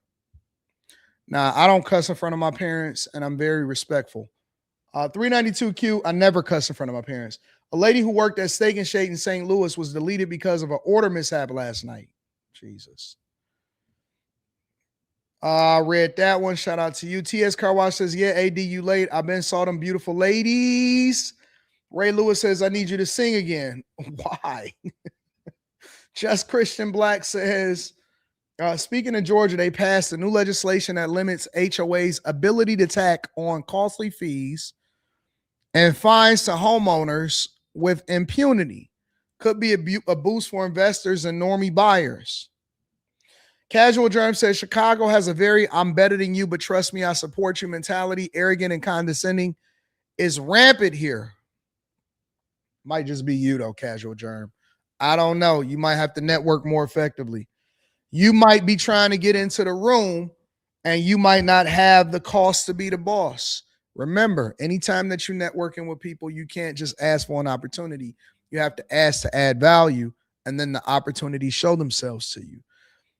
Whenever people say this place has a I'm better than you, but trust me, I'm support you mentality, that means that it's probably something that you're doing wrong, and it's not necessarily the people in Chicago per se. Anywhere. It's not even just Chicago, it's just in general. Shout out to my girl Danita. Says angry gremlin Brandon Johnson is clueless and he has no plan to pull his city from the brink. He just gonna continue to blame Trump though. All right, Danita, I'm gonna see you tonight. Onaka, I'm gonna see you tonight. Rhonda, I'm gonna see you tonight. Osriel, I'm gonna see you tonight. Randy, I'm gonna see you tonight. Treese, I'm gonna see you tonight. Nelly, I'm gonna see you tonight. Aaron to Lucas. He says Chicago was the best, but he don't live there. Casual Journal, I'm gonna see you tonight. Anton, did you see Ivanka Trump's interview on Diary of CEO? I did not. Yeah, man. Yeah. Somebody said they curse in front of their parents. I curse in front of my parents because they're the reason I know how to curse, but I don't curse around other adults or elders. You need to show your parents some respect and stop cursing in front of your parents just because they allow you to.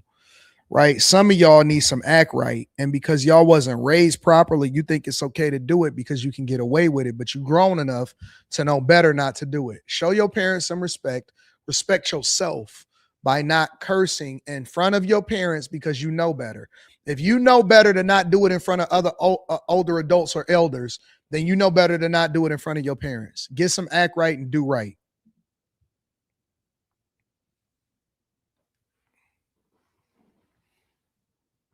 You know better than that. That's why y'all not as blessed as y'all should be, because y'all disrespectful to y'all parents.